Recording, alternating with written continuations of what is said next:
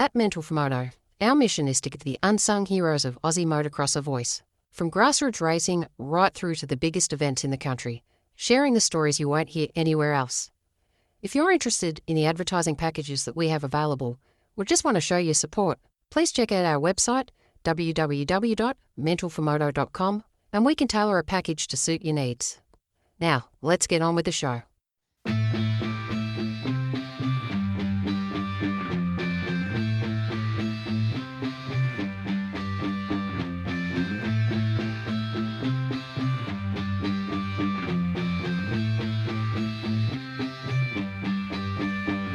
There were times I was lost, dark had fear, couldn't see through the rain. In the end it was clear, hit the fan. I was more than one man who was there to lend a hand. Together we'd stand, always had my back, my guardian soldier. Team pulled together, united we conquer. Blessed is he who in the name of charity carry me when I'm weak, straight through the valley of darkness. Pitch blackness, the heartless, regardless, fear couldn't part us. Thick and thin, there by my side. At times we collide, but in the end we ride. Thick and thin, there by my side. At times we collide, but in the end we ride. We ride, ride.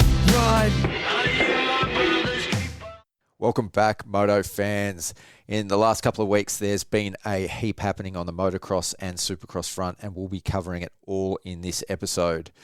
ProMX, Motocross of Nations, the recently announced Australian Supercross schedule, and the AUSX Rider Support Program, and we'll probably even dip into some of the AMA Motocross as well.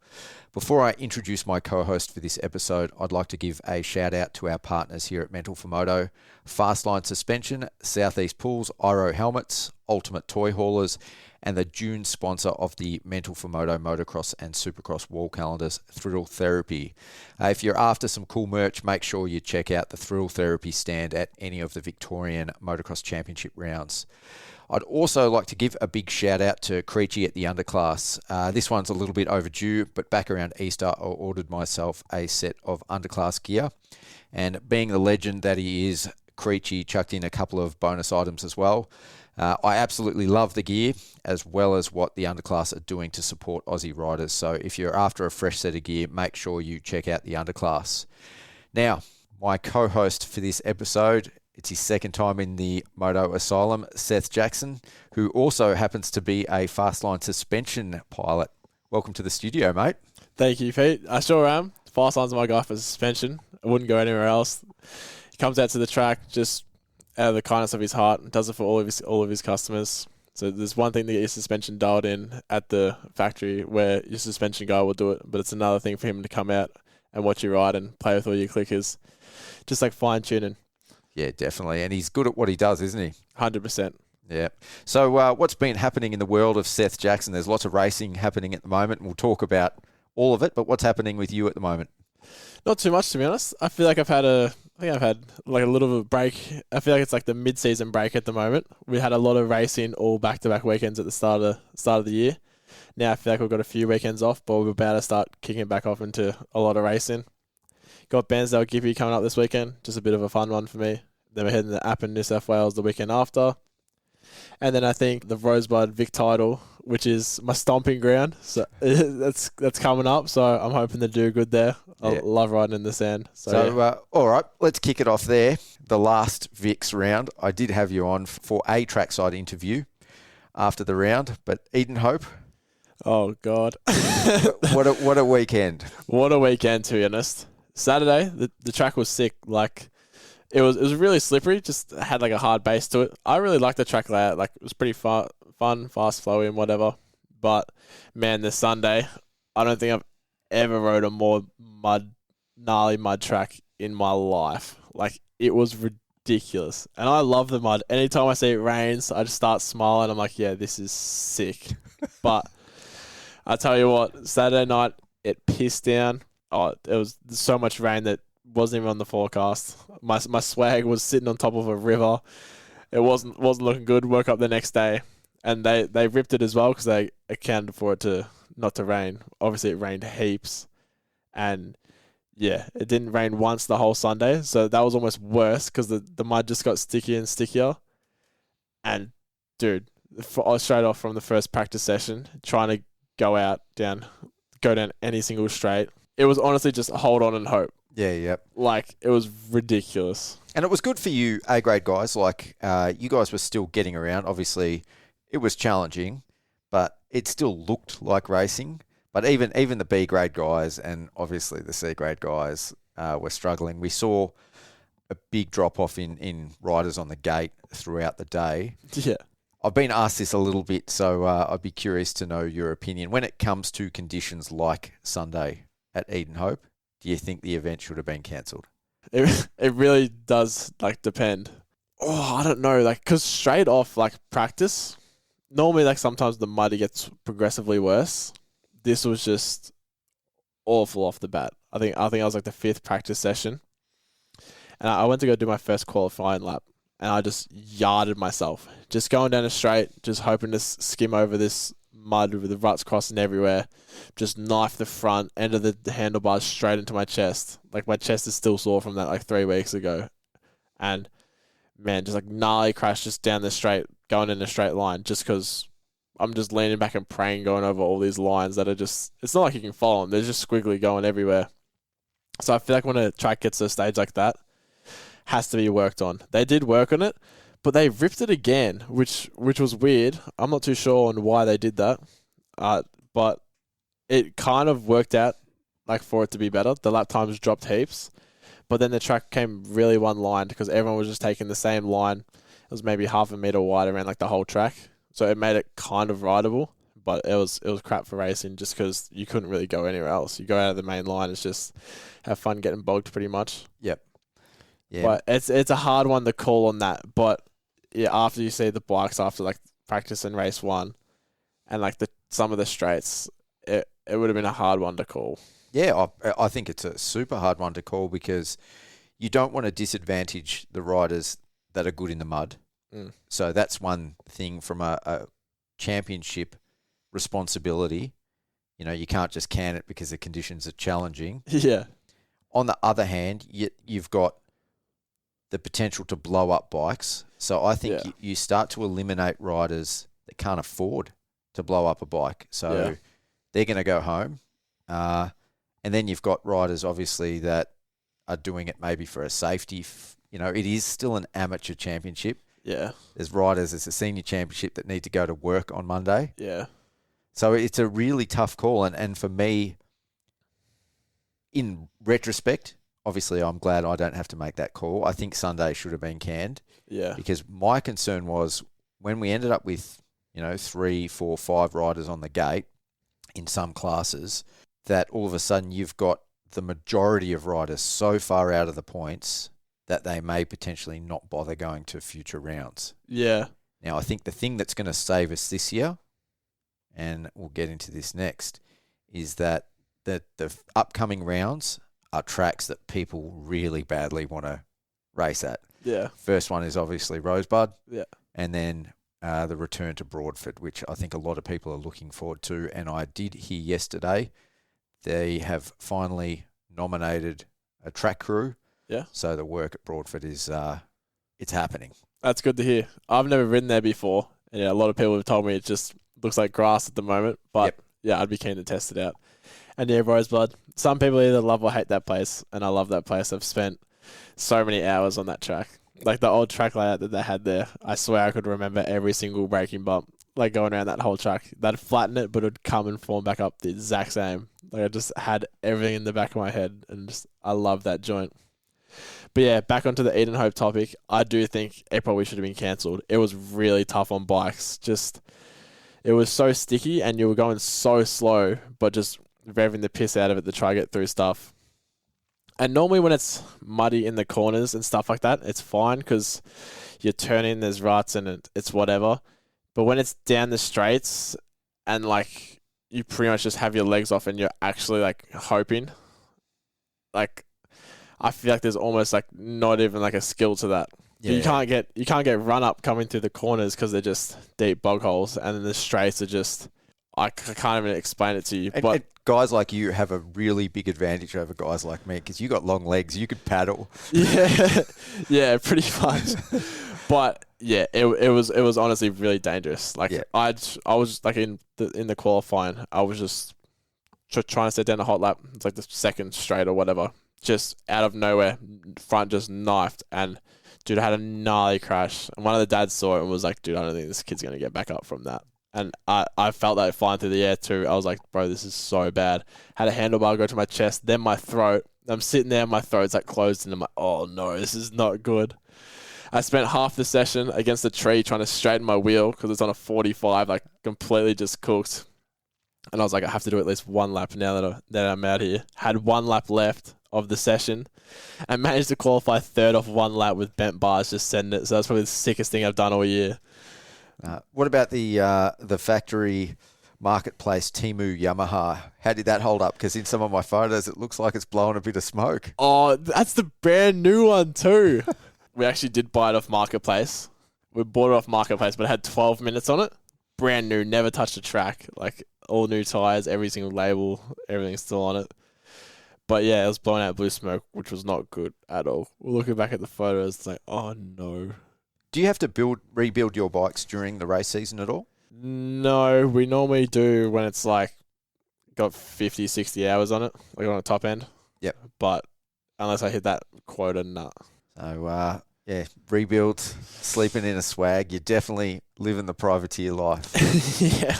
You're getting 100%. You're getting a bit of support this year, though? Yeah, a little bit. Like a few guys are helping me out, but it's not crazy support. Like I'm really, really blessed that Dad helps me out a lot financially. Otherwise, that wouldn't be possible at all. But yeah, I have a few like companies help me out. I have Winter Motorcycles help me out with free sticker kits and jersey prints and stuff like that. And like for instance, I took my shock in there today, which I destroyed the other week, and they helped me fix that. So yeah, they're just doing a bunch of good things for me. Yeah, that's awesome. And a few other guys, just like yourself, help me out with pictures for every single round, which is sick because that's not cheap, and I'm trying to get myself out there on social media, so you're a massive help as well. Well, that's the goal. I mean, that's why for the ProMX level guys, I want to do that and I want riders to use it the right way, not just like for a social post. I want them to use it to promote their program and be able to say to their sponsors, I'm going to have quality content at every round that I can use to promote your brand. Yeah. You know, to try and get some more support. That's the aim of it anyway. Yeah, it definitely makes my account look a lot more professional for sure. You've got some scummy looking stuff on there, just filmed them some Nokia, and then you got your professional looking photos, so definitely makes it look the part. Cheers, man. It's all a bit of fun. So, all right, we've opened the door. So ProMX, last round was at Toowoomba. Yeah. We'll talk about the rest of the championship in a minute, but we'll start off with, T-Bar. Bit of a controversial round. So before we dig too deep into it, as far as the track prep goes, that was the topic of conversation. Sure was. For you, you know, some of the riders loved it, some didn't. In your opinion, yay or nay? Well, I wasn't there, and to be honest, probably glad I wasn't. Those type of ruts just aren't my preferable conditions. But I saw Navin Gruthers preview lap he did from qualifying, and I know that the camera does not do it justice at all, because I got the same camera. When you're filming it, you look back and you're like, they look so much worse, and it looked tough on camera. Yep. And like some sections he's like fighting to like find a line and like not even really racing it, just like trying to line up the track. And I'm just like, yep, that's tough. That's hard. That's hard, that's for sure. And yeah, the topic of discussion, the track conditions. That first turn crash with Liam Jackson and a lot of other heavy hitters. Ferris went down, he's out for the season. I think he did a bunch of vertebrae and stuff like that. Yeah, he's got 5 fractures in his spine. Yeah, wow. And then Webster, Mr. Moto, he crashed in that too. Wilson Todd. And yeah, for first corner, especially a fast one like that, shouldn't just be smudged over. Just slip mud like that. I feel like they should know better. I mean, that track caught out Nick Medson, caught out Cooper Holroyd. You see Nick Medson's, like the video of him laying on the floor? Yeah, it's not pretty. I saw that, and then I was like, how on earth does someone get that far from their bike? And then I found out it was him, and I'm like, what? And I sent him a text. I'm like, bro, you good? And yeah, surprisingly, he's all right. He knocked himself out cold for a few minutes, which obviously you never really want to hear, but like he's going to recover. Like, he's fine. Yeah. And he's not injured from it, I don't think, or he might have minor injuries, but yeah, like that's a gnarly one. I don't think I've ever seen someone that far from their bike. And I know that's a fast, high-speed section too. Yep. So when it comes to track prep then, you go back to Gilman, and it wasn't super deep. It wasn't super wet. Like, for me, I think there's going to be people that don't like me saying this, but I think that's almost the perfect track prep. I think it is too. It's a little bit easier. Guys like Beaton and that hate it because it robs them of that level of separation that they get from being, I guess, that little bit more elite, having those skills that they do have to ride those technical conditions. But adversely, it makes for the best racing. The difference between Beaton and the last place guy in MX1 is a lot closer on tracks like that. Sure is. And so move to Toowoomba. Guys like him love it. It's deep. It's super technical. It's the separator. Yeah. But from a championship, I'll be honest, this year the crowds haven't been massive. You would have noticed that at the ProMX. And it is a great show. So, if you're listening to this, don't let that put you off. Definitely go, if there's a round near you, go and see it because it's great racing regardless. But I think that's something that the championship needs to be conscious of is actually doing things to produce great racing, not to create a separator with the races. Yeah, I feel like, the only way to get more fans more interested in the sport, have closer racing, have greater battles. Like, for instance, with myself, I started following the Canadian series because their two heavy hitters, Dylan Wright and Jess Pettis, were going bar to bar at heaps of racing. And I randomly sparked attention towards that. No other reason except for great battles and competition. And at Gilman, 110%. The 250 class, around the top to 10, 15, I swear, man, the whole race, they were just coming one after another. It was so close. You'd be able to look at lap times compared to other rounds, and it was way closer.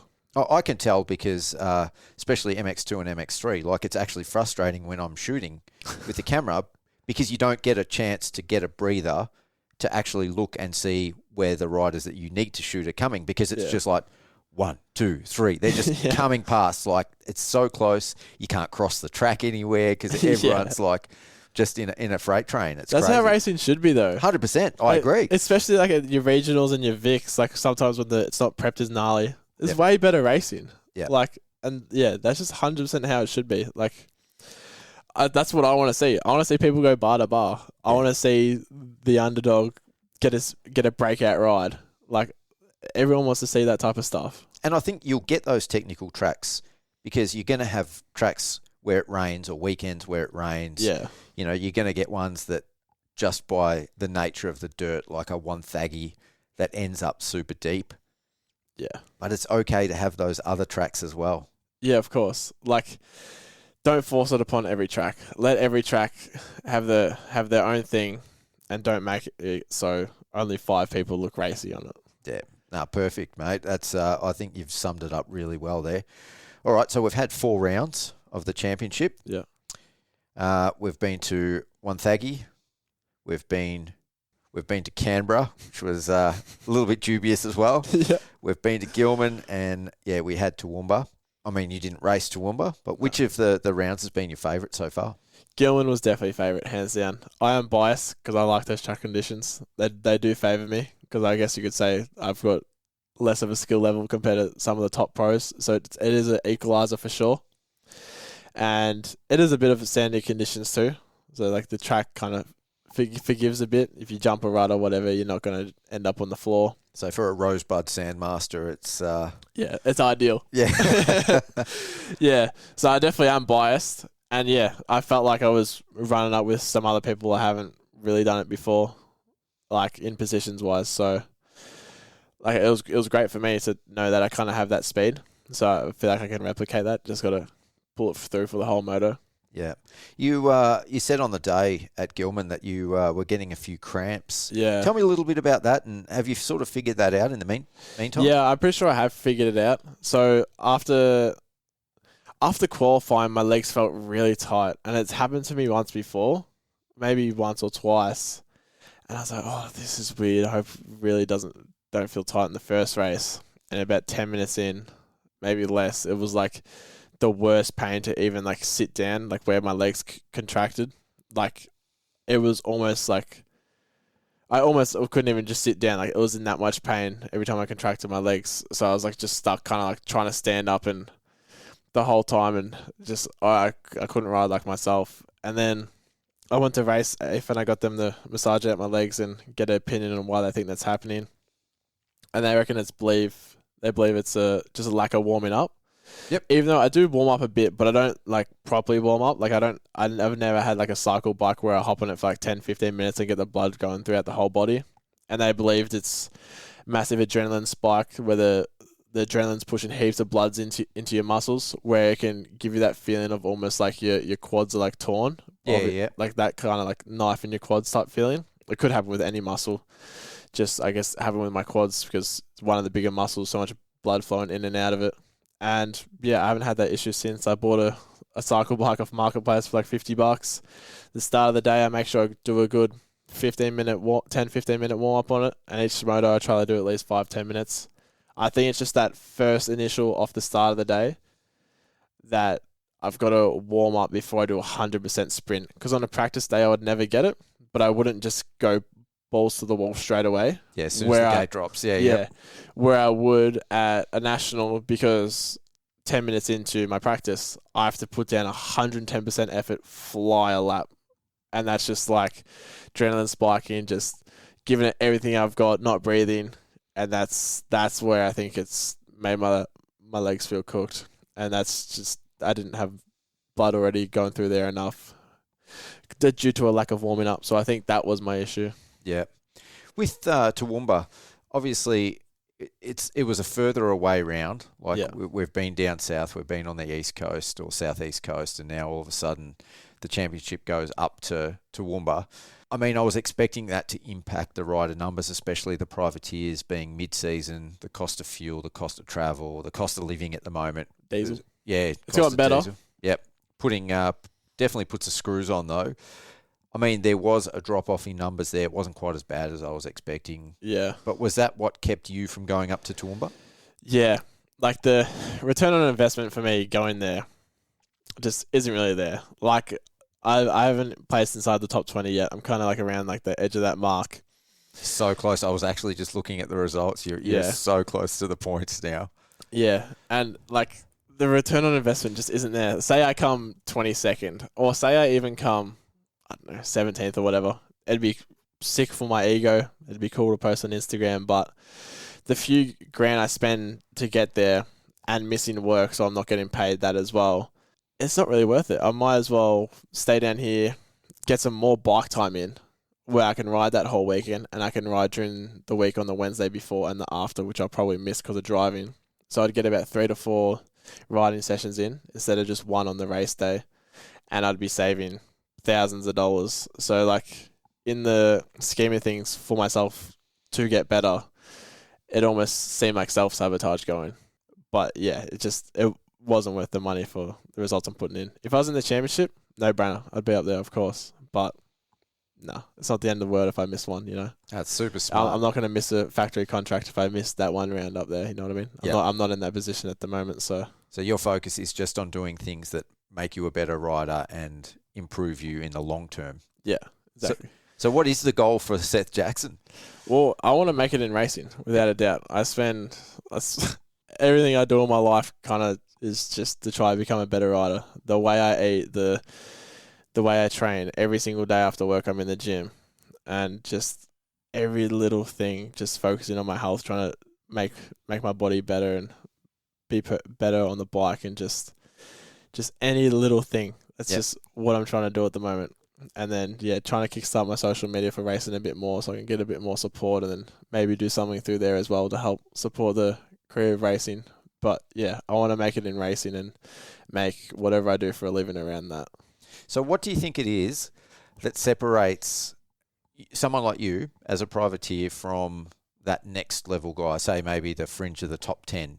Like, what is it going to take, or what do you need to bridge that gap? I believe it's just bike time. Like the guys that are normally around that area, they're riding, say, 3 or 4 times a week, and they're racing or they're practicing against people, but they act like it's a race on those practice days where they're always just pushing that edge because they're trying to catch that other guy, and they're both similar speed, so they're always just getting better and better. Where I don't know, sometimes I might not have a faster guy that I can practice with on a weekend, or I might not be able to go ride 4 times during the week because I have to work and do a realistic living. But I'm not going to use that as an excuse. I'm going to try. Like I've been trying to take most days off work on Wednesdays to go riding down at Rosebud and stuff like that, just to try to get more riding in. But the main difference, I believe, is just that bike time. Yeah, and that intensity of training. Like when you look at somewhere like the Beaton's Pro Formula guys, they've got a big chunk of the best guys in each class, and they ride with each other 3 to 4 times a week. Yeah. You can't replicate that. And the fitness that brings too.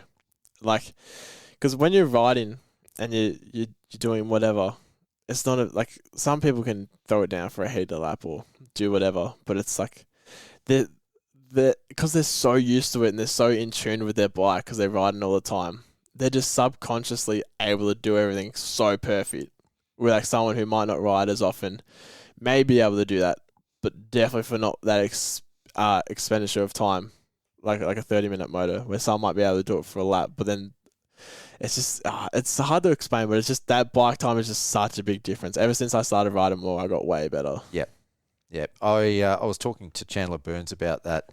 I was probably 12 months ago. I was doing some coaching with him, and he just jumps on his bike, and this rut that we were working on was a reasonably technical rut around like a 180 corner, and he hadn't warmed up. He hadn't sort of done anything. He literally just went, I'm going to show you how to do it. Jumped on his bike. He was wearing sneakers and a helmet and gloves, and that's it. And he just absolutely railed this rut, like almost bar dragged this rut. Yeah. Did it twice in a row. Perfect. Came out, and I was just like, it's that easy. And he said, and this was when he was training with the Beaton's Pro Formula guys. Yeah. And he goes, because of the amount of laps that they do, and they're always training at 105, 110%, he goes, to hit a rut like that at 80%, he goes, now I can just do that, 1,000,000 times over and never fuck it up. Yeah. And I think that, for me, was like a real eye-opener because of that amount of bike time and that intensity. He's right, like you wind it back that tiny bit. Yeah.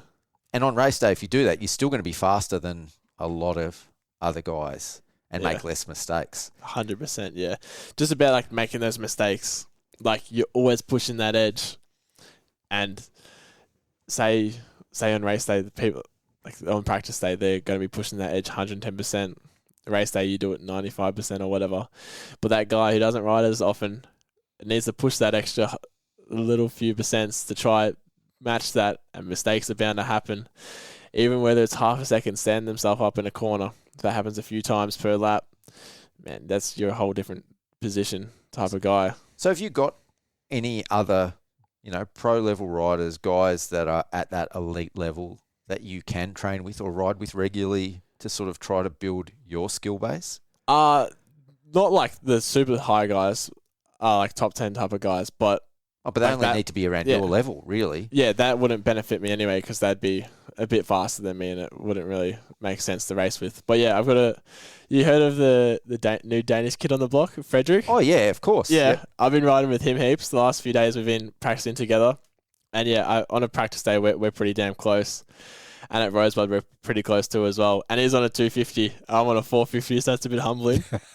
Last time I was there, he was actually quicker than me. But yeah, it was rough as down there. And yeah, he's grown up in the sand. He's just floating around this sand track, just on the limiter, just... If you'll see him at the VIX, no one's going to touch him. I was about to say that MX2 A-grade class at the VIX is one of my favourite to watch. There is some really, really good, skilled, talented riders in that. Yeah. And I cannot wait to see Frederick in that class. Yeah, because, at Rosebud. Yep, I think he's going to humble some of those guys in the sand. No one's actually going to touch him. I know Strode's really good in the sand. I feel like that might be his only competition. Yep. I'm not too sure how Balin is at the sand. I haven't really seen him ride at Rosebud much. But yeah, like, this kid's on another level. Like that main track, if you're on a 450, sometimes it's like a 3-4 second advantage. And this kid's like we're going bar to bar. And even the other day, he might have been like a second quicker than me. Wow. And normally at Hastings, like when we were training like the weekend before, we were the exact same speed too. So for that same speed to replicate on a sand track just shows how elevated his level is because he's on a 250 and he's so disadvantaged. That's unreal. I can't wait for that round. I think that's going to be absolutely sick. You'd be surprised. He beat Heath Fisher when they were racing the Sandmasters there. Yep. And he went out and won Gilman. Yeah. MX3. So and went 1-1 as well. So yeah, like this was the weekend before Gilman. Frederick went and beat him both motos, and then I can't remember which moto his bike blew up in, but he beat him from first moto. He might have beat him second moto, or his bike might have blew up second moto. I can't remember, but it would have been in front of him. I mean, from what I understand with Frederick, he came over to Australia. He didn't touch a bike for 6 months. Yeah. Got on one like 2 weeks before Ballarat, I think. Yep. And then started riding. I mean, you've been spending a bit of time with him. Do you think he will start to be like relevant in that top 5, top 10 group at the ProMX level? Yeah, at Gilman, he came 11th in one of the motos, and he's only been getting better from there. At Eden Hope, he was going bar to bar with Job for the whole race. Yeah, that was a sick battle. Yeah, and dude, Joe's on another level right now. Yeah, He's he is. flying. Remember when we had ProMX predictions? Yep. And we were talking about people for MX3. I was just like, wait till Job gets some momentum. And now he's ripping. Yeah. And Job's got another couple of years in MX3 as well. Dude, so. he's still a junior. Yeah. I wouldn't be surprised if he's on WR next year. Yeah, maybe, yeah. Yeah. It'd be a good signing for them. 100%. Lock him down early. Yeah, because he's got the support. He's obviously got the skills. Yeah. He's been doing it for a long time. I mean, I feel like he's been racing in that class for so long because he got the exemption when he was 13 to jump up on the 250. And he's still a junior. Like, Yeah. What the And he's grown now, though. He's probably nearly as tall as you he's now. always been the perfect weight for a 250. Yep. Ever since he was 13. He was a bit of a bigger guy as a kid. I remember, I think I told the story last time. I was riding with him at Rosebud doing the Shane Boyd's coaching. Kid was like 14. I was 18. And I'm flying around this track feeling sick. Kid's the same speed as me. I'm going to go chat with him after, and he's just this little kid. And I'm like, bro. A little bit chubby. Yeah. And I'm like, you serious? But yeah, now that he's gotten older, he's slimmed out, and he's still been the perfect weight for a 250 like the whole time because he's gotten taller, but now he's slimmed out. And yeah, it's like it's all a plan. All right. Speaking of bench racing, ProMX, can Webster bridge that 40-point gap? No, sadly. No. No. What was the gap before? It would have been like 15 or something. I read about that. Like that maybe could have been doable, but Beaton's been flying.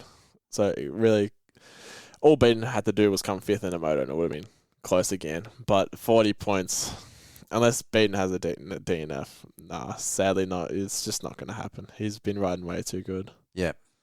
Yeah. And how shit is it that Dean Ferris is out? I mean, I know, he was looking spicy. I know he had a DNF, but he was getting some good momentum. Prime Ferris was coming back. Yeah. The prime age of, 38? 34, I think he is. I don't think he's quite that old. Really? Yeah. Oh, I wonder how old he is. Actually, I'm going to fact check that right now. Yeah. I swear he's retired and come back 1,000 times. Unless he retired at like 22. I was talking to him at 36. Oh, yeah. Nearly 36, so 35. Yeah. But yeah, it's a shame because honestly that could have been another contender. So especially coming into Toowoomba, Appen, they're his type of yeah, that tracks. happened a few years back. Yeah, that's his track, yeah. Yep. Tanti's been doing really well. Toowoomba, he was keeping up with the pace with those guys. So that was good to see. More people in the mix. Yeah, unfortunately, he's fairly close. He's 9 points behind Webster, but 49 points behind Beaton. So barring catastrophe, and we know what can happen. Yeah, touch wood, it doesn't. But I think Beaton, he's looking good this year. He takes it for sure. Do you reckon Webster goes to America next year? I know that because I've spoken to Webster about this. Yep. That he would love to, but he said to me he would only ever do it if he could do like with a really good program. He goes, he's too old and not interested in going and doing it like half-assed or as a privateer or... Yeah, but you would think that Uribe would do it for him. I think so. I mean, he's done enough in return for Uri for the Speaking program of that, as well. he just rode there last weekend. 13th. Yeah. I think it was, 13th must have been overall. I think the 12th last moto. Stacked class, riding great. Yep. First time over there. That's like not his this first year. time. Yeah, this year. This year. Like, probably had very minimal practice over there on whatever bike they've got set up over there. Like, you see the guys in 10th place, probably like Malcolm Stewart and Garrett Marchbank, stuff like that. Like, big guys. And he's right there. So. And Parla, not a Cole Webster type of track. No, not at all. Not at all. Like, Give him Southwick, Redbud, Yeah. something like that.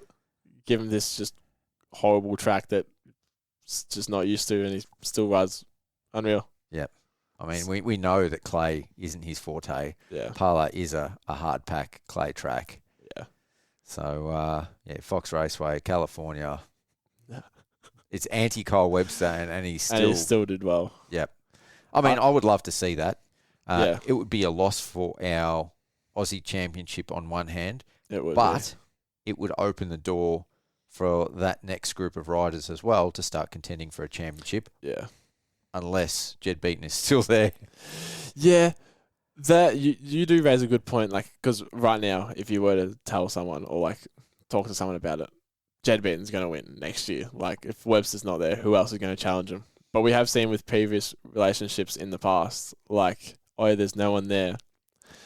But sometimes someone just steps up that next level that next year, and then just them being like Jed Beaton being at that speed, sometimes people just rise to that occasion. Like, I don't know how to explain it, but like we've seen in the US for outdoors, there's been someone who's way quicker, and you'd think, next year, well, if that other challenger's not there, forget about it. But then the next year comes, and then there's battles. All right.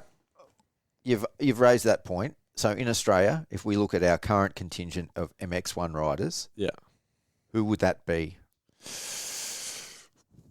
Well, I would have said Ferris, but I feel like that runs over now. Is Ferris back next year?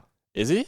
No, I said that was a question. So I don't know if he is, but I don't know after. So before his crash, I spoke with Ferris for about 15 minutes on the Saturday at Toowoomba. Yeah. And I had heard the rumour that he was just looking for a team manager gig, and this was part of that deal that he has to come back and ride for another year. Yeah, I think you told me that last show. So he told me that that's completely not true. Oh. Yep. And so I asked him straight up. Yeah. And he said, no, he's still hungry, he's still keen to ride, and he still thinks that he can compete with these guys. Definitely can. So, I mean, on that basis, hopefully we see him back next year because he was looking spicy. He led laps at Gilman. And I think at the moment, he's the only guy that has shown that he could probably mix it up with Kyle and Jed. Yeah. Tanty's shown a bit at T-Bar. Yeah, Tanty and Croft, mate, showed Yeah. a bit at Toowoomba. Yeah. Yeah, that's true. And he's beaten them before. Might have been Maitland 2024. I think he might have won a moto or the overall. Don't quote me on that. He definitely won one moto that year. That stood out to me. And yeah, we've seen it before. Like 2025 at Appen. Crawford was going bar to bar with them, and Purvis as well was up there. It'd be good to see Purvis back. Yep. But yeah, it's just the spot's not there for him. So I asked Ferris another question, which I thought his response was interesting because, I mean, he kind of, it made me think. But I said to him, like, look at the MX1 class at the moment. It's quite an aging class. Yeah. And I said, you know, you're coming back and you're competing. You've got Todd Waters, you know, older guy. Kyle Webster's sort of, he's still young. 30. But he's getting older. He seems young. Yep. Yeah, but yeah. Jed's the same. And I said, do we know how old Jed is? I think he's, you've asked this before. I think Jed is 28. Oh, true. Or 29. I think there's a year between Jed and... Yeah, right. I thought he was younger for some reason. But yeah, he's had a big career. This is when the Europe and stuff. Yeah, a lot of them aging out, to be fair. Your Ferris 36, Webster's 30. 28. 28. Beaton's 28. Tanty's definitely 30 something. Okay, so my question was to Ferris, how come we don't see these MX2 guys stepping up into MX1 class, that next wave of talent. Mm. And he said, they're not good enough. Really? And I said, oh, yeah? And he goes, Connolly would have been good enough. 100%. He said, We saw it at Manjimup. he goes, Larwood could compete. Yeah. But he said, and he looked at me and he goes, but do you think Larwood's going to win races in MX1? I was like, probably not. Could you see Larwood beating, at his current form, beating Kyle or Jed or Ferris or Tanti? Yeah. Even though he's absolutely smashing the 250 class at the 100%. moment, he has to step up a level and on a different motorcycle as well. Yep. That really rarely just happens, that you piece it all together. Someone we saw piece it all together was Jet Lawrence when he hopped straight on the 450. But you've got to be that certain type of technique, and just it really rarely happens. Yeah. I could see him up there in the top, I don't know, the top 6 to 8, with those factory guys, obviously. But to go beat Carl and beating on a fair day, no. I bet you at the practice track as well. There's a good gap between them two. Saying that, I think in the MX2 class at the moment, he is almost untouchable. The comeback he had at Toowoomba, in the first moto, was unbelievable. Yeah. You almost count him out, and then all of a sudden he's leading the race again. Yeah. So, unfortunately it wasn't his weekend overall, but he's unbelievable at the moment. When he's on it's clicking. Yeah. I think he is by far the best rider in that class. Yeah, 100% at the moment, yeah. It's sad to see Ryder Kingsford he is actually starting to break out of that mould, starting at Toowoomba. But before that, it was you would have thought Ryder Kingsford would have been that guy. But now he's starting to break out of that, just remembering the racing from Toowoomba. So I am really excited to see what he's able to do. Maybe he's going to be able to bring it to him for the rest of the season. I would hope to see that. Yeah. Because he definitely has the talent. Last year, it was, I'd say, fair and square faster than Larwood. Yeah, I agree. Yep. Speaking of our pre-season predictions, Cade Kingsford, I made the call that he was going to do really, really well, and I think he's showing it. Did good on that one, that's for sure. Yeah. He's definitely showing it. Is he... Especially with a broken collarbone. Yeah. And that looks ugly, dude. It's really ugly. I never saw the x-ray on that. Is there an x-ray anywhere? I don't know. I've just seen the scar. It's. Oh, no, Yeah. I haven't seen that either. No, but yeah, the gutsy ride for him to do that, and just keep kicking. Yeah, he's an animal. Yeah. Can we talk about MX3? Hayden Downey. What a ride to come out of nowhere, get your first moto win, but not only that, go 1-1 against the factory guys in dominating fashion. Yep. I've only very vaguely ever heard of the kid, and he comes out and does that. Just wasn't even close. He was on a whole different level. Yep. Just incredible. And did you see the announcement afterwards too? Because he was riding for a privateer satellite team, XLR, that they parted ways straight after that. So initially I was like, what the hell? But maybe, I'm just thinking, I haven't seen any announcement, but maybe he's had an offer. I reckon he might have.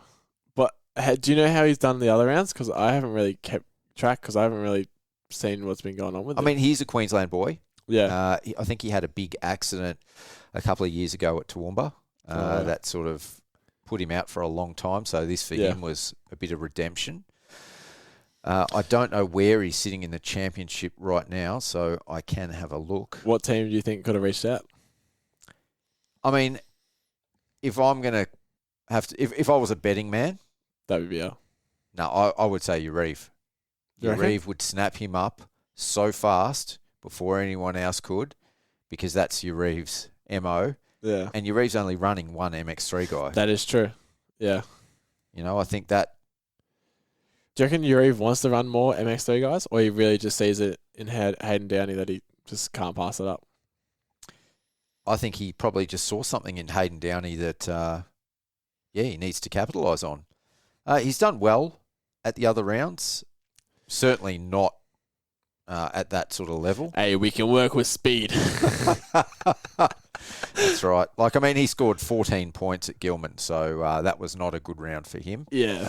I think his best round before that was at Canberra, 31 points for the weekend. So so he was like, we'd have to be like in the top 5 then for that, or like one of them was probably in the top 5. Fourth. I'm just looking. I think that's fourth. Yep. Yeah. So, yeah, that was his best result before this. So go from a fourth overall to a 1-1, that's a big step up. Like it wasn't like, oh, he got lucky, other championship guys crashed first turn. No, just straight dog. And the first half of that first moto, I was like, all right, they're going to start catching him now. Yeah. All right, they're going to start catching him now. All right, they're going to start catching him now. And it just didn't happen. And then we got halfway through and I was like, they're not going to catch him. No. Like he just was managing that lead like a seasoned pro. Yeah. Didn't look like he was making mistakes, didn't look flustered, didn't look like he was under pressure, looked like he'd done it 100 times before, which I think if you're looking at future winning potential, that's a good sign. 100%. And you think as well, like he's a Queensland kid, maybe he's got home track advantage, but I can guarantee you that track never preps like that on a practice day. There's no way you could account for it to just prep that way, and he just went out and did that. Like that's the Toowoomba guys were saying that was typical Toowoomba. On a national, some years, yes, but on a practice day, no. No, not on a practice day. Like you can't replicate that. No way. But your Toowoomba has looked like that before. I don't think. I can't remember what year, but I remember one of the years that the downhill was really bad and it rained a fair bit. I'm not sure what year that might have been. Was it last year or the year before? Last year they got heaps and heaps of rain. Might have been that one. I reckon in terms of the downhill ruts, the year before. So 24, I think, was the that had some rain earlier in the week, and it was deep that year. Yeah. No, it definitely is typical for a national there, but man, you can't replicate on that on race day, and that is gnarly conditions for him to go out like that. Like you can say home track advantage all you want, but there's just something different. It's just that's not the reason why he won. It's just straight dog. Yeah. Well, speaking of him, changing teams potentially, we've been seeing a little bit of that this year. There's some musical chairs happening. We've been seeing way too much of that this year. I mean, been sending way too many things on Instagram back and forward to Zane. And I'm like, what is going on here? Yeah. So the big one, which we sort of got an answer to, a few days later, but Alex Anderson leaving the JPM team. Yeah. I was very surprised when I saw that. Yeah. I think, I've heard that he sometimes has a bit of a chip on his shoulder and he can be hard to work with. Even though he's a lovely kid. But we got the answer to that in that he's now filling in for the injured Dean Ferris, who's out for the rest of the season. So you'd have to assume that him leaving JPM was to go to Empire, and that deal was already done. Yeah, 100%. I reckon that definitely would have been the case. Do you reckon he's going to be getting paid anything in Empire? Oh, I think he would probably get paid a little bit. I think hopefully retire from his concreting job.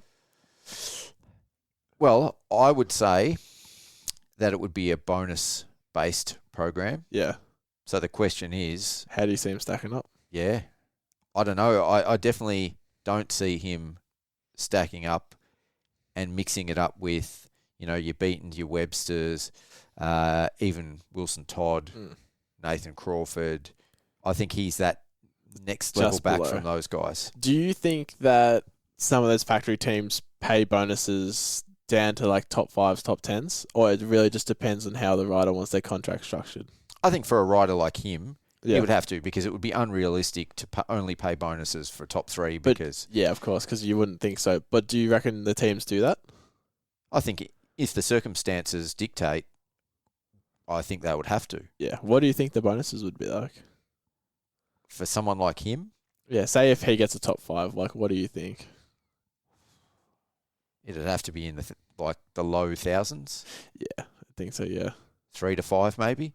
Yeah, 3 to 5 would be nice for a 5th place. That'd be a pretty good... Oh, actually, you're right. It probably wouldn't be that high, I think. Because I think a win's 10 grand.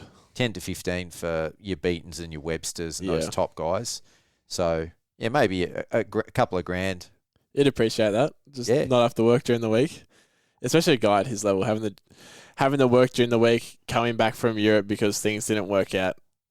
I'd have a chip on my shoulder too. I'd be fighting the world. When I saw that announcement, why is this happening? yeah, when I saw that announcement, I'm like, he's going back to Europe. That was my first thought. I think that was mine too. Yeah. All right, so Alex Anderson's going to Empire. Maddox Dixon going from a privateer ride, the New Zealand kid, into JPM Kawasaki. That's well deserved. He's been riding really well, and I think like he's spent a bit like out of his own pocket to try like come over here and try and make it, and I'm glad to see it happening for him. Yeah, and he's got awesome style. Like, he's got some steez when he rides. He's unreal to watch. Yeah, I was watching him at Canberra, dude. He was ripping. Yep.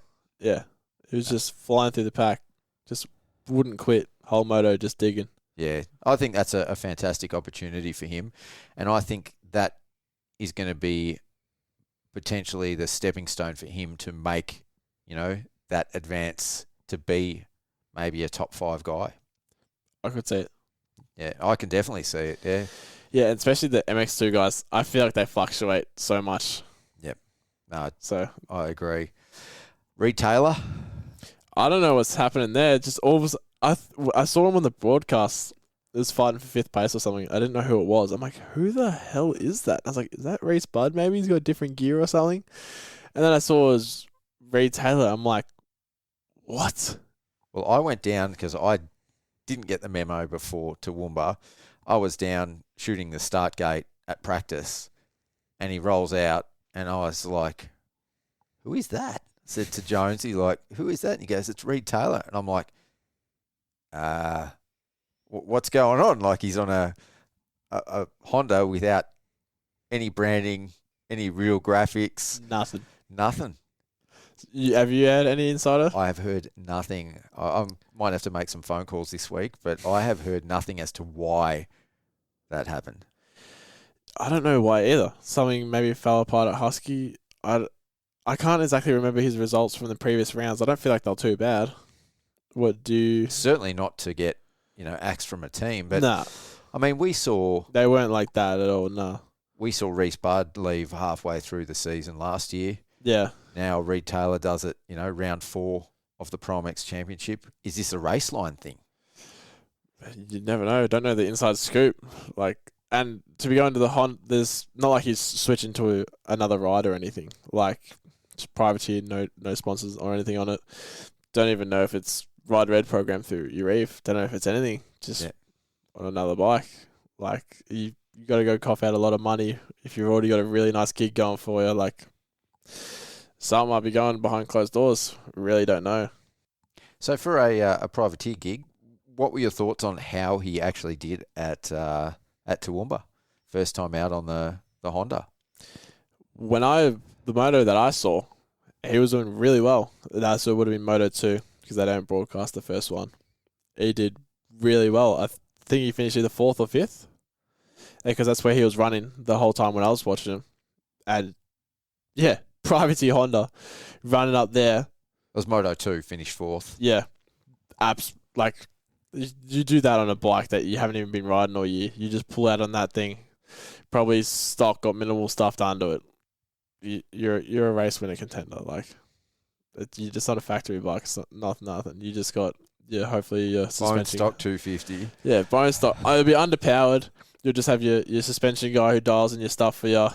Just went out and just that chip on his shoulder that must have put him through. I don't know what's going on, but that was a really good ride. Yeah. And I mean, I have to be honest, I think any bike that can last Reed Taylor through a moto, I mean, that is a selling point for the manufacturer because that guy rides on the bopper pretty much from the time the gate drops to, I don't know if he leaves second gear, maybe third on a long straight.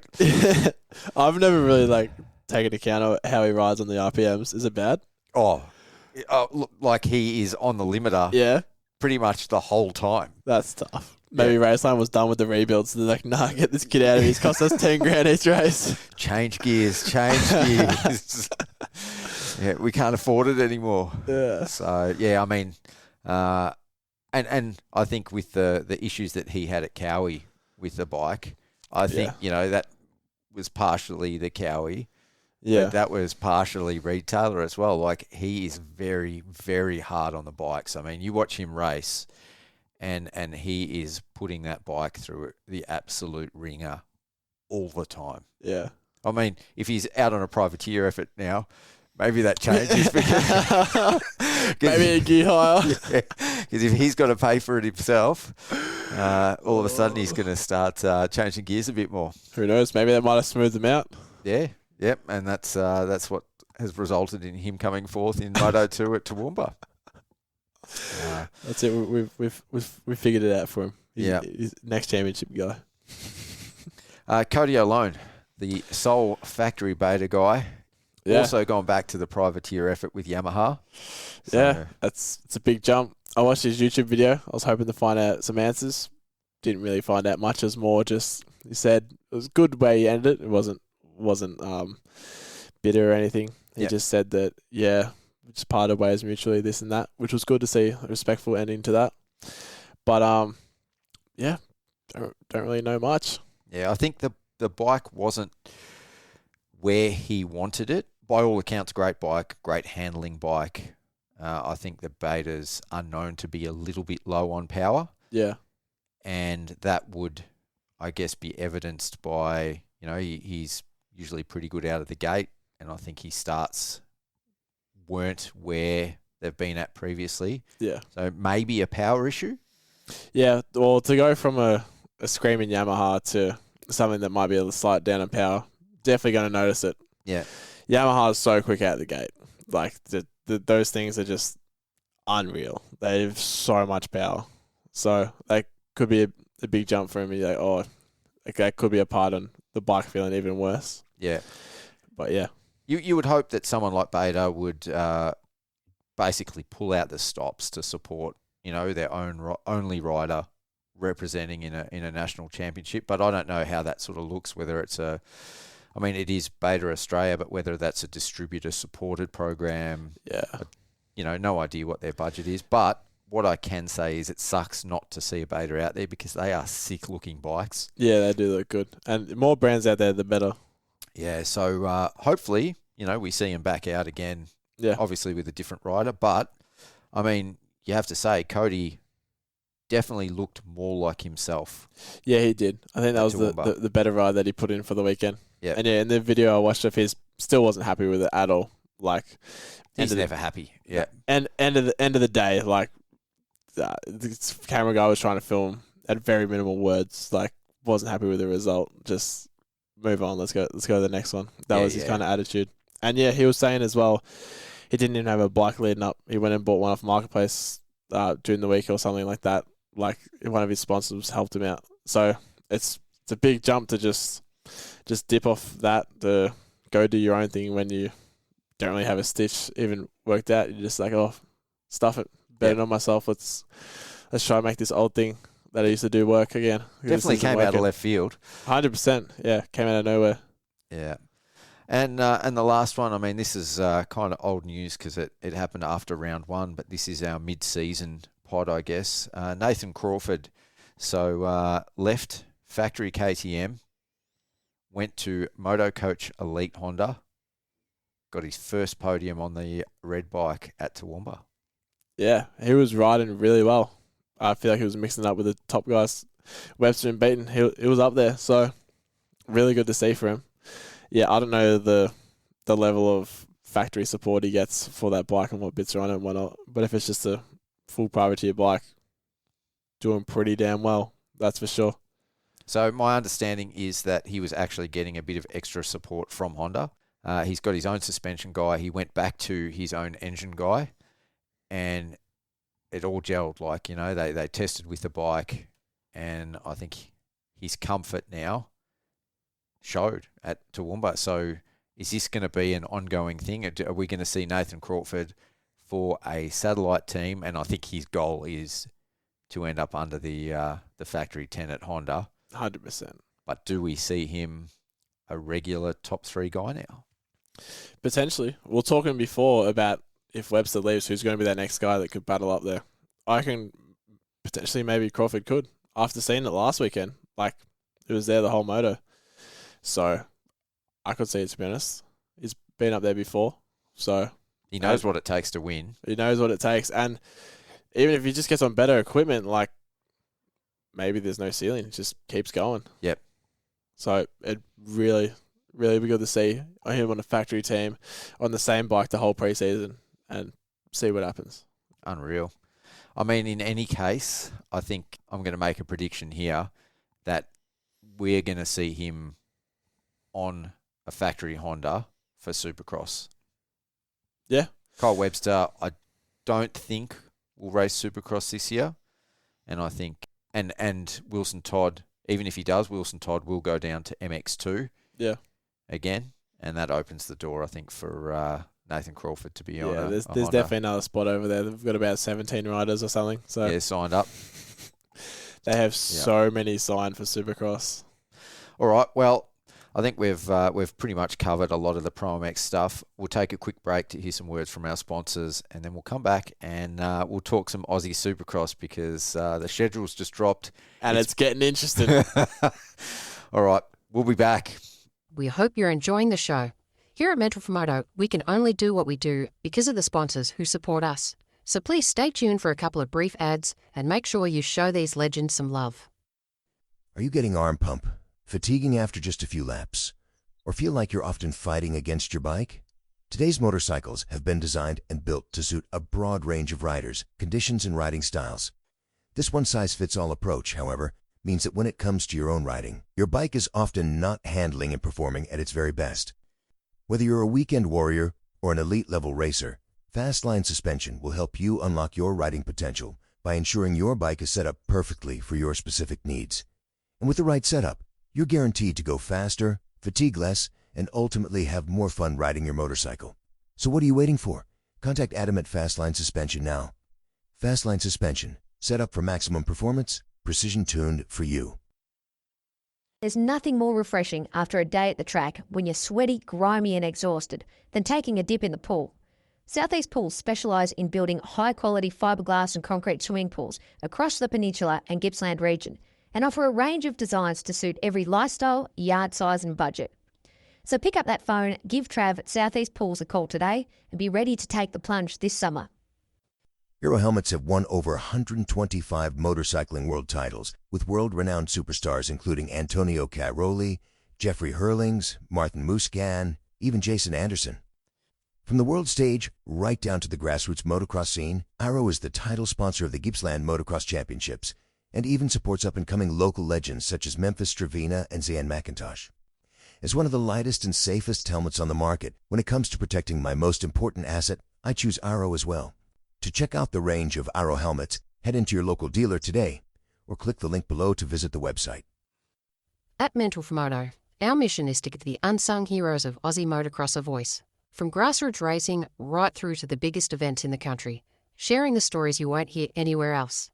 From the privateer chasing the dream, to the junior rider who's pushing for their first win, the mechanic who works late into the night to get the bike ready for race day, to the track builder who turns a pile of dirt into a work of art. This is the beating heart of our sport. We're able to bring these stories every week to thousands of Aussie moto fans thanks to the generous sponsors who share our vision. If you're interested in the advertising packages that we have available, or just want to show your support, please check out our website, www.mental4moto.com, and we can tailor a package to suit your needs. Now, let's get on with the show.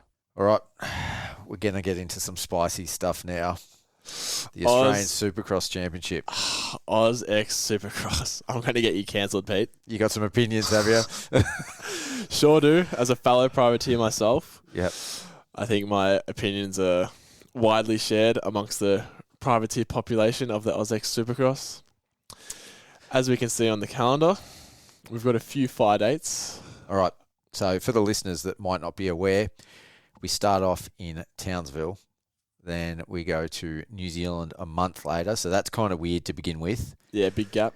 Then from New Zealand, the next weekend to Victoria, which is rumoured to be Geelong, not Marvel Stadium. So that's a bit of a change. We'll go back to Geelong. I think we were there in 2017 odd. Don't worry, fellas. I'll be hopping in the boat. I'll have that thing floored. We'll get there in no time.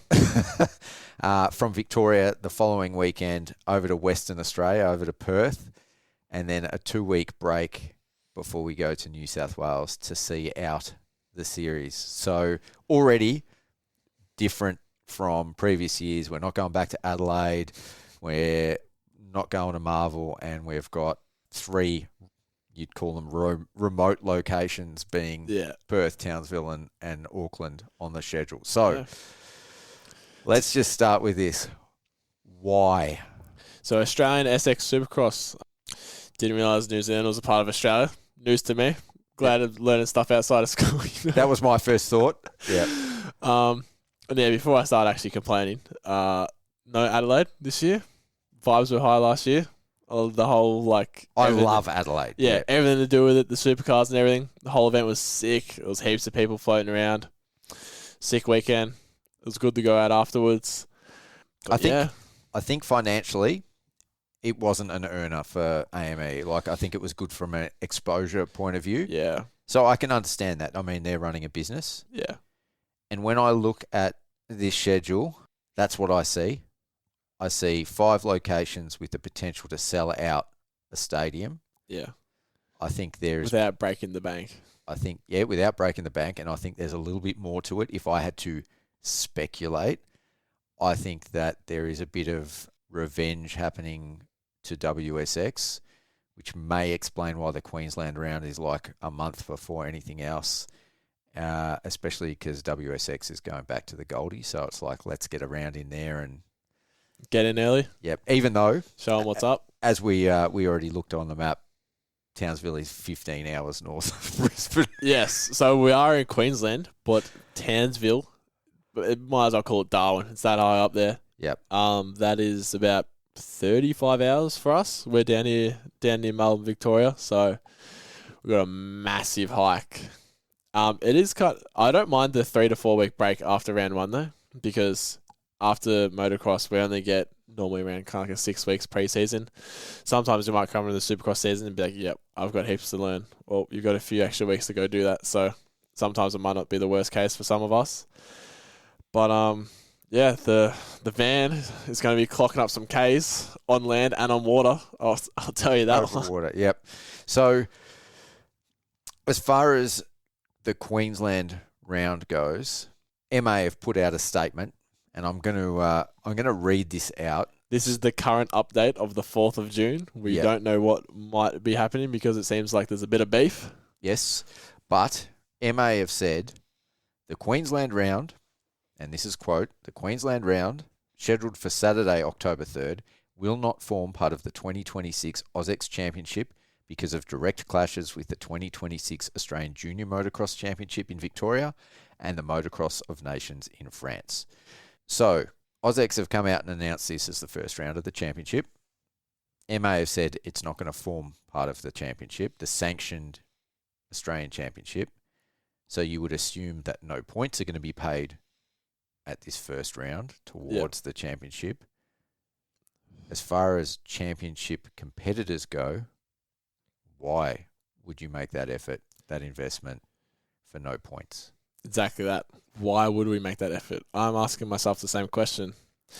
Is this potentially a good idea for them to make that round the AUSX?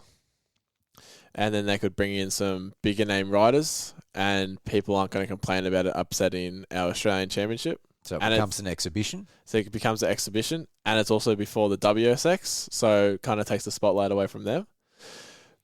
Could be one of the reasons. Not exactly too sure. It would make more sense if they were to have that as the AUSX Open, but we really don't know because, because also we have to do the whole series as so when we enter on RiderNet, we have to enter for the full series at once at the start. You don't just enter separately.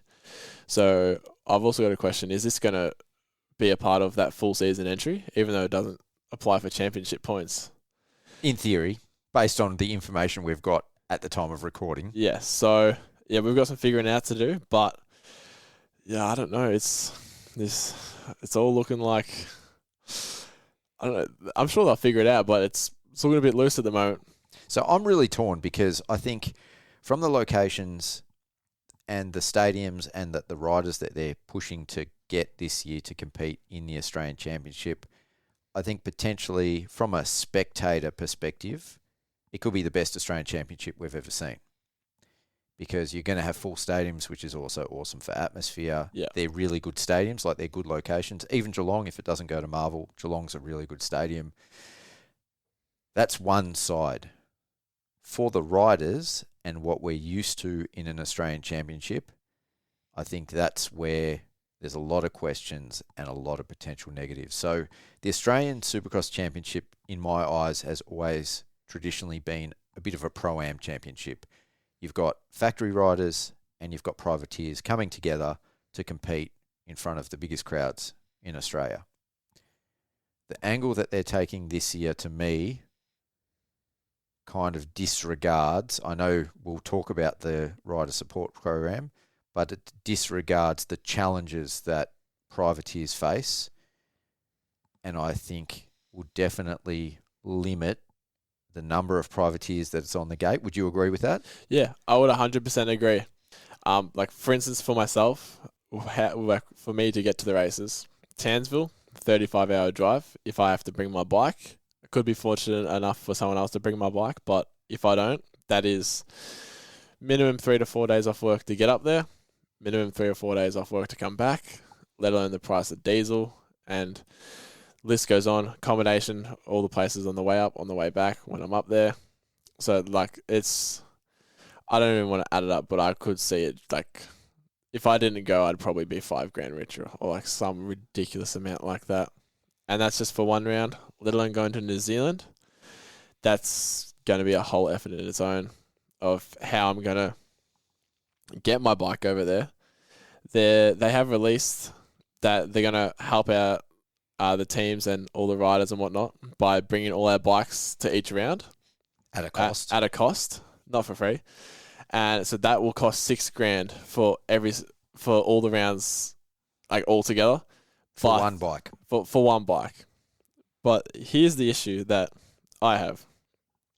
If I want to do the whole series for Supercross, last year, for example, I had one bike.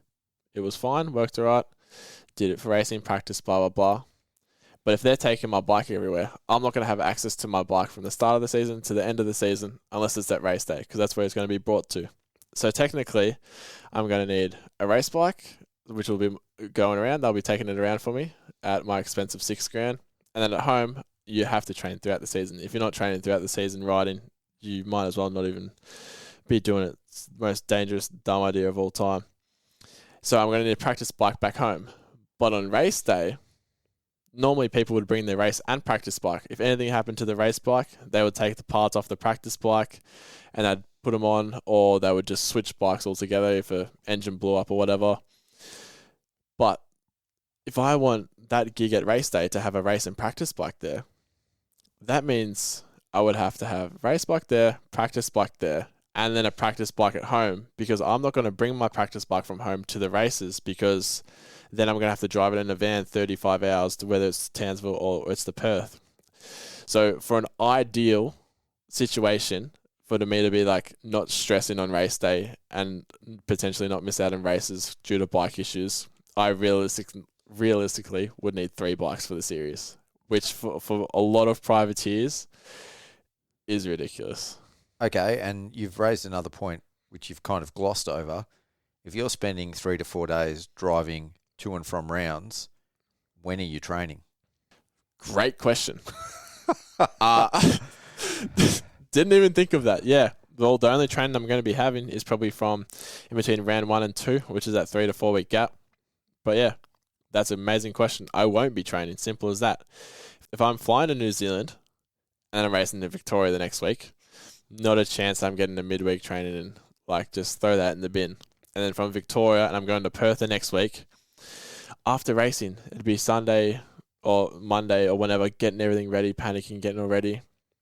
And I had 5-hour drive. I think it might have been 36. If I do 12 hours a day, leave Tuesday, 12, leave Wednesday, ride Wednesday, 24 hours, Thursday, 36 hours. That's if I do 12-hour days of driving, which is big days. If I split it into 4, I would rock up Friday at night time, and then I probably would have to be there for that Friday anyway because I'm racing on the Saturday. So, like, there's no time for riding. That is pack up, go, send it. Hope the van doesn't break down on the way down, because if I have to stop at the mechanics for a day, I'm not making it. Like, yeah, there will be no riding in between those 3 rounds. So if you're driving, yep. If I'm driving, yeah. So, I like thinking of it now. It's just like, yeah, it's a massive effort. Like, it's ridiculous. Okay, so let's assume that you fly. Yeah. Then you've either got the option of paying someone to drive your bikes, or using the rider support program, which is going to be $6,000 for one bike to be transported around to all the rounds of the championship. Yeah. Which is, I think, probably cheaper than transporting it yourself. Yeah. Like, in the scheme of things, say $1,200 per round, that's what it is. So, yeah, or nearly $1,000. Realistically, it's not that bad. Like, in the scheme of things of how much it's all going to cost, but it's a lot of money for us. But for what it's worth, it's not much, but it's still $6,000 at the end of the day. And you brought up a good point. Well, I can go practice during the week then if I can have someone send my bike up. Well, what if that is my bike that I'm actually meant to be practicing on? That is getting transported. So what bike do I have to ride then? Yep. Then even if I get someone else to take it, well, then I can't practice because I don't have a bike. It's currently traveling on the way there. So I think I'm shit out of luck on that one. Yeah. So, I mean, what's the season going to look like? Are we going to, and this is just pure speculation now, like Supercross usually has 20-man gates. Are we going to have 20-man gates this year? I honestly don't believe that we will. So for last year, for my class, round 1, we had about 23, 24 people. Last round, we had 18. So it was full gates the whole time. There's 18 gates. So, like, looks great online for racing and whatever. Like, full gate, like, looks like a proper series, this and that. I don't know if we're going to get that. Because there's about, I think in my class, there's maybe 8 factory guys. Maybe less. There's definitely not more than 10 from what I remember. If we're not filling up the gates for the premier class, like, to be honest, it doesn't look that good. The 250 class will probably be all right because there's about 10 to 15 of those factory guys. But for the MX3 guys, there's about 2 to 3 factory, maybe like 1 to 3 low level, like supported. But there's going to be a lot of them that just can't make the effort. And I already know that a lot of them aren't happy and have commented saying, "No, I won't be able to do this series. It's simply just not financially available to us." Well, you have hit the nail on the head there, because that is what I see as being the biggest potential casualty of this schedule, and that is SX3 and the 85 Cup. Like that's our future riders. I was about to say, this is what has been marketed as being our pathway to exactly making this a career. Yep, and what sets Australia above every other country at the moment is that we have that pathway. Because we never always had that, and now we've been trying to implement it however many years in a row, and now I almost feel like that opportunity of that pathway is almost getting stripped back again, like it was back 10, 15 years ago. Yeah, it's going to be interesting to see how they combat that. Interesting to see how they play this first Queensland round, because if that doesn't score points, we've got a 4-round championship. Yeah. And I mean, for me, again, as you said, I don't understand why New Zealand would be part of the Australian Championship. I understand New Zealand riders do come to Australia to race in the Australian Supercross Championship, but we have a bigger market here. It is a bigger championship, and that is just the natural way of things, unfortunately. It's the same way Tasmanian riders come to the mainland. It's the same way that West Coast riders come to race ProMX because the races are predominantly on the East Coast. Yeah. Unfortunately, like, you just can't go everywhere and you've got to run a series that works. For New Zealand, for me, the bit that I think is a massive hurdle and a massive ask of riders and teams, whether they're at the factory level or even at your level, Seth.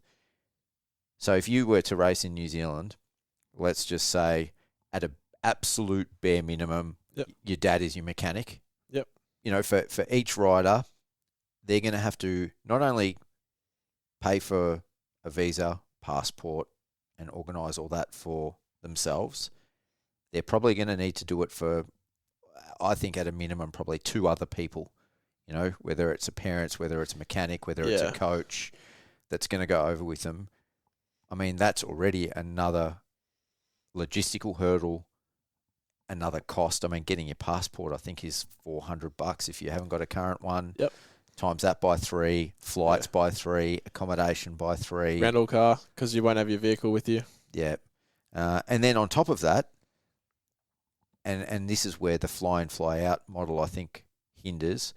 I've spoken to a couple of the owners of satellite teams, and their sponsorship is contingent on them being able to take their pit tents, their trucks, and everything that is branded with their sponsors. Yeah. So if you start creating this fly in, fly out series, those guys are shit out of luck because their sponsors aren't going to pay for them to fly their riders in and out because they get no coverage. Yeah, they get nothing in return, which is fair enough. And yeah, it makes it a tough situation for us. On your point with making it fair, like for the New Zealand riders and whatever, like it's good to see around in New Zealand to like show the New Zealand talent.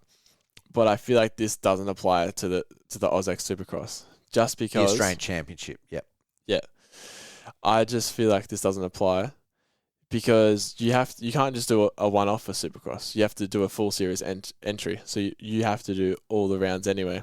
I feel like this would only apply if it were to ProMX and you go to Perth for a round just to see some talent from Perth that you'd never really seen before or even from New Zealand. But for Supercross, those guys that either live in Perth or either live in New Zealand, they're committed to the full series anyway. So I feel like that one round that lives near them isn't going to be the difference between, oh, we've never seen this kid before and now, oh, he's actually like on the map. Like he's going to be doing the full series anyway. Yep. It's definitely going to be interesting to see how it plays out. I'm sure that AME will already have answers to some of these questions and solutions to some of these problems. Some of them, I think, are going to be, to some level, insurmountable. It's going to be expensive no matter how you look at it for a privateer to be able to do this championship.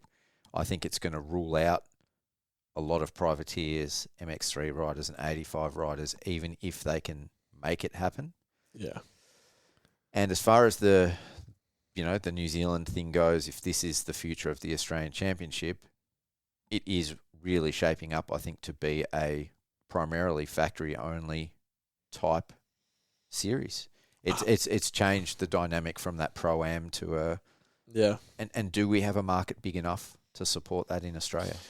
It would be cool for the series to have more opportunity for guys because a lot of the privateers would then, if it's going to be a factory-only series, then there'd be more opportunity for the privateers to become to that factory level. But there just isn't. There's not enough either support or budget from these factory teams. So like WSX then, do we see some dedicated Supercross teams just pop up to do the Australian Supercross Championship, sign up riders, gather sponsors, and see the gates filled that way? That would be really cool. It'd be great for the sport. We'd see a lot of opportunity arise. But I don't know where people are going to be pulling this money from. That's the only issue. A lot of people's pockets are going to have to be emptied to support all of this for new opportunity for new up-and-coming guys. But the current teams aren't doing it for that amount of people, and I can't imagine them all of a sudden just doubling it out of nowhere because that's basically what we're going to need, to double the gates. Yeah. And let's not even get started on the MX3 and development class. I mean, from what I heard, Urive already has 11 riders contracted to the Australian Supercross Championship. Yeah. Like, even as a factory team, quote, he can't be stoked about this schedule. Like, transporting 11 riders, a minimum of 11 bikes, but let's face it, those guys at the factory level probably have got 2 bikes each. Yeah. So assuming they're paying the same as everyone else, that's 12 grand times 11 just to transport bikes. Every one of those riders, every single one of those riders has got their own mechanic. Yep. And on top of that, you've got crew chiefs, team managers, social media people, your Reeve himself. Accommodation for everyone, flights for everyone, rental cars for people. Now, in comparison to the Australian Championships that we've seen the last few years, that's going to be double or triple the cost. Oh, yeah, without a doubt. So if you've budgeted with your sponsors on this year being like every other year, you're going to need to renegotiate, I'm telling you. Yeah. Yeah.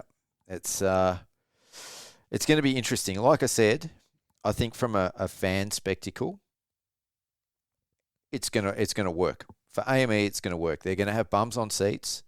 They're going to put on great shows. They've got great stadiums. They're going to locations that are geographically distant from one another enough that they're going to have a whole new fan base for, in live attendance at each one, which is great, a massive pool of people. But from the rider's perspective, I think, like I said, I'm really torn. Because, and for me, I go there, I work for privateer races. I mean, realistically, I can't attend these events because it will cost me as a media guy too much money. And, the riders that I support and work with probably aren't going to be there. It's going to be tough. And to say, the fans of the sport, a lot of people are watching the AUSX online, because it's the off season in America. Heaps of people are going to be watching it. Everyone that's in the dirt bikes and racing wants to watch something on the weekend. And if your main stuff that's not on the weekend, which will be people in America watching their stuff, they're going to be like, oh, cool, Australia's Supercross is on. We might know a few guys in this. We're going to watch it. If they're watching it and there's not full gates in it, straight away, that's a really bad look from That's them. a really bad look. Yeah. When I see highlights of the MXGP and there's half a gate, if that, in an MX1 race, and I'm like, what the heck is happening? This is a world championship. Looks so amateurish, doesn't it? Yeah, what on earth? And especially these 18-person gates, if they're half filled and there's 10 people in it, it's not even going to be much of a race to watch, if I'm being honest. And yeah, it's really bad look from the outside. People are going to be like, why am I going to tune into this? It's just some off-season arena cross looking type of race. There's no, it's not as high as the level as it once was because there's not many people, and it's not that interesting. There's going to be one person that runs away with the points or something. It's just for actual fans of the sport that's been watching online, it's not a great look. No. All right. Well, I guess with Supercross, it's going to be a bit of a case of watch this space as more news comes out over the next few weeks. But, I think October is going to come up pretty quick as well. So we don't have a heap of time to get all this stuff ironed out because there is a lot of logistics that need to be sorted. Yeah, it's only for 4 months away, and I have no idea what I'm doing. But something falls into place it does. But at this rate, it's looking tough, I'll tell you that. All right. Well, on a related note, we've already mentioned with the schedule that the first round of Supercross on the 3rd of October clashes with Motocross of Nations. Now, the Lawrence brothers have recently announced that they will not be doing the Motocross of Nations this year. So who do we send? Now, if this clashes, I would have to imagine that, let's assume Kylie's doing Supercross this year, but our next best 450 riders, being Kyle Webster and Jed Beaton, that could potentially go race Motocross of Nations and represent Australia, are going to be contracted to Supercross because, again, that's what the sponsors are paying for. That's what the teams are committed to. And that's what they're getting paid for. They'd be getting paid a lot of money. They're probably getting paid nothing to go to Nations. So, does Australia send a team to Motocross of Nations? Yeah, and someone's going to... There will be people who, no matter what, there's going to be a team. We've won the last 2 years in a row. There is no way that they do not send a team. Okay. If they do not send a team, I'm going to start a GoFundMe. I'm going to go there myself. Okay, so who do we send? This is I've been thinking about this a lot. So who do we send? So, well, I actually put this up on my Instagram story like yesterday or the day before. Luke Powell had a good idea. Or obviously we want Kyle Webster and Jed Beaton. Kyle Webster, it's a lot easier for him to go over with Honda and whatnot. We're not sure how easy it would be for Jed, locked in with CDR. But then the third person for a 250, Jake Cannon is a great bet. Or Caden Minier. I don't reckon he's too bad of a bet either. Yep. But I do feel like Jake Cannon is on a bit more of a roll than Minier at the moment. But Luke Power said on my Instagram, he said, because apparently they're both racing Southwick, he said whoever does better at Southwick, sign them up. That's interesting. Yeah, that'd be cool. But then also looking back here at our Aussie talent, Larwood's been really good. He's been on fire. So, and depends. He'll be racing Supercross. Oh, yeah. This is why I'm like, we got to look outside the box here. Liam Owens, currently racing MXGP. He would be a good candidate. How's he going? I haven't really seen too much. Pretty good. Yeah. Like, he's getting good results over there. Yeah. I think he's racing the 250 class. Yeah. I feel like Jake Cannon would be a good bet. He just won the other weekend. But he's racing EMX as well, which is like their MX3. So Liam Owens races. That's still a pretty good effort, but. Yeah, 100%. He's won 2 weeks in a row. Caden Minier would be a good bet. Caden Minier would be fantastic.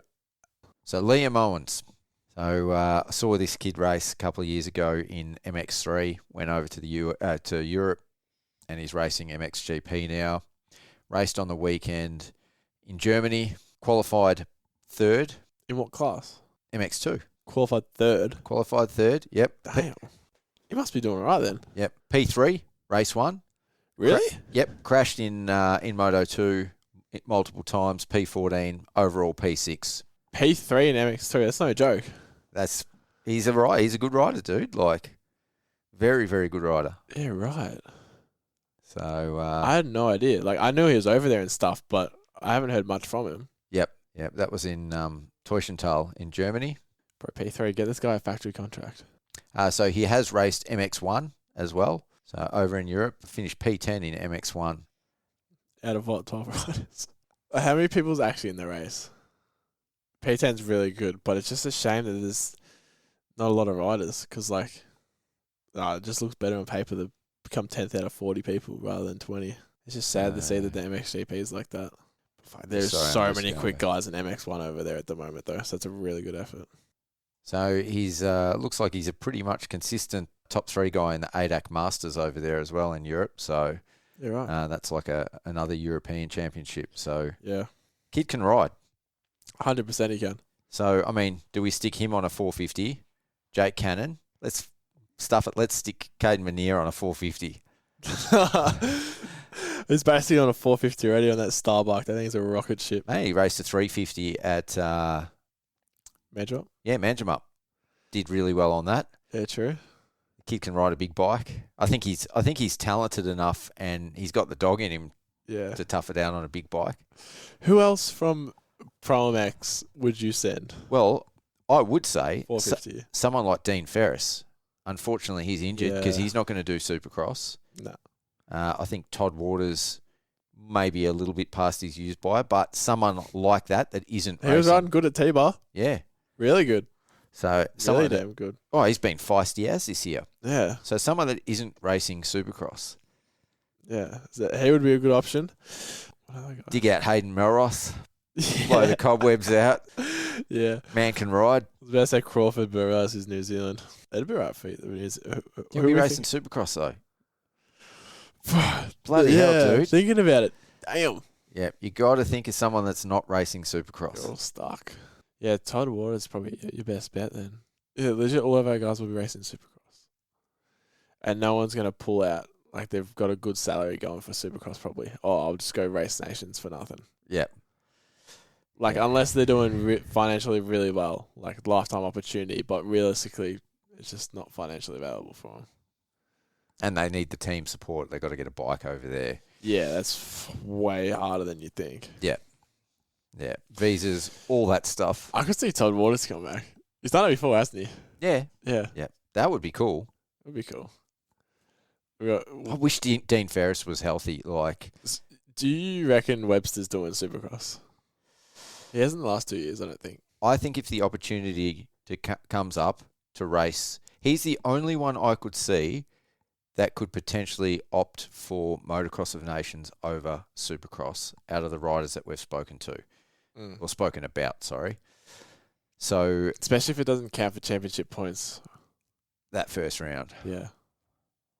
That's going to be a bit of a ghost town then, though. Like, I mean, if you've got...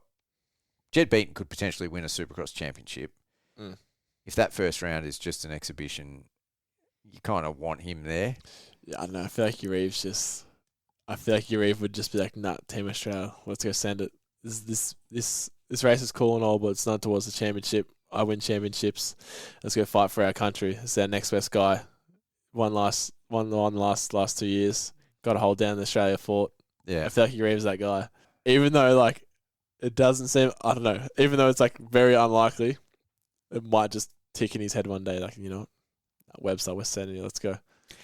What are your thoughts on the Lawrences not doing it? Are you cool with that?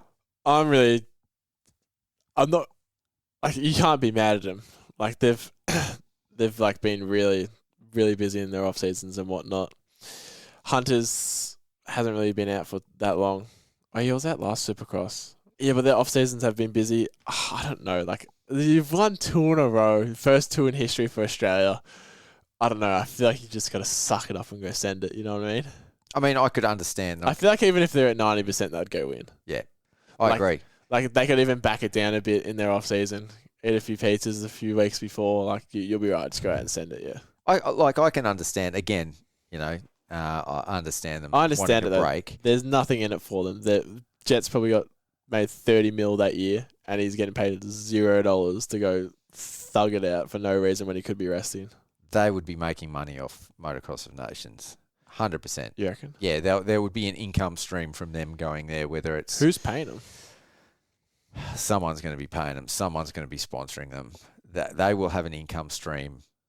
You know, they're riding factory Honda bikes, man. It's there would be some funding towards... It's probably not going to be massive, but they're not going over there for free. Like, yeah, to be fair, like, if they go over there, sponsors know they're probably going to win. So, yeah, they'd be paying them for sure. Yeah. And I like 100% respect the fact that, yes, you know, AUSX, it's great for them. Paris Supercross is great for them. It's a money maker. It's a spectacle. But ultimately, they're wanting to win championships, and these are exhibition events. So I can understand taking those off.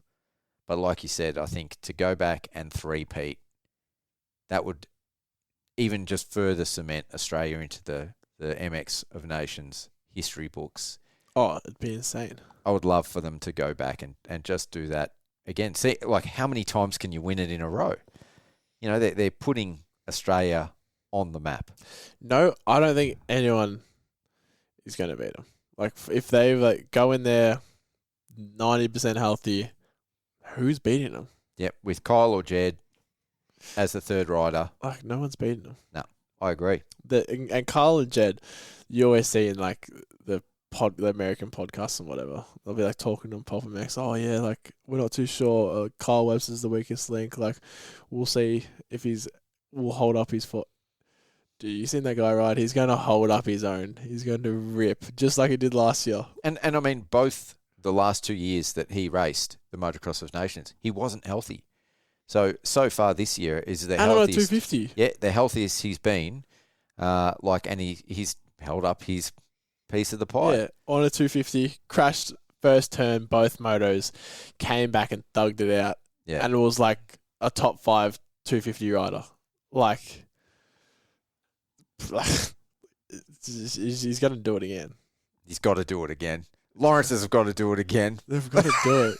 Like, yeah. Oh, it's actually sad to see. But, yeah, like, we're honest. Who are they going to send? We need to finish this discussion. Todd Waters is an option. He's not doing Supercross. Kyle, let's just say Kyle doesn't go, even though he should. Todd Waters, 250 rider, probably see Jake Cannon taking that spot. Yeah, I think Jake Cannon would be the best option for a 250 rider. I think Liam Owens, he's raced all the European tracks. He's raced in France. He's based in Europe. He's racing over there. He's been over there for a few years now. Get him on a 450. Put him on a 450, yep. But imagine he's a big kid too, so yeah. he can handle a 450, no worries. Imagine you told us this team that we're creating right now last year. We'd probably think you're mentally unwell or something. Like, what's happening? Are you serious?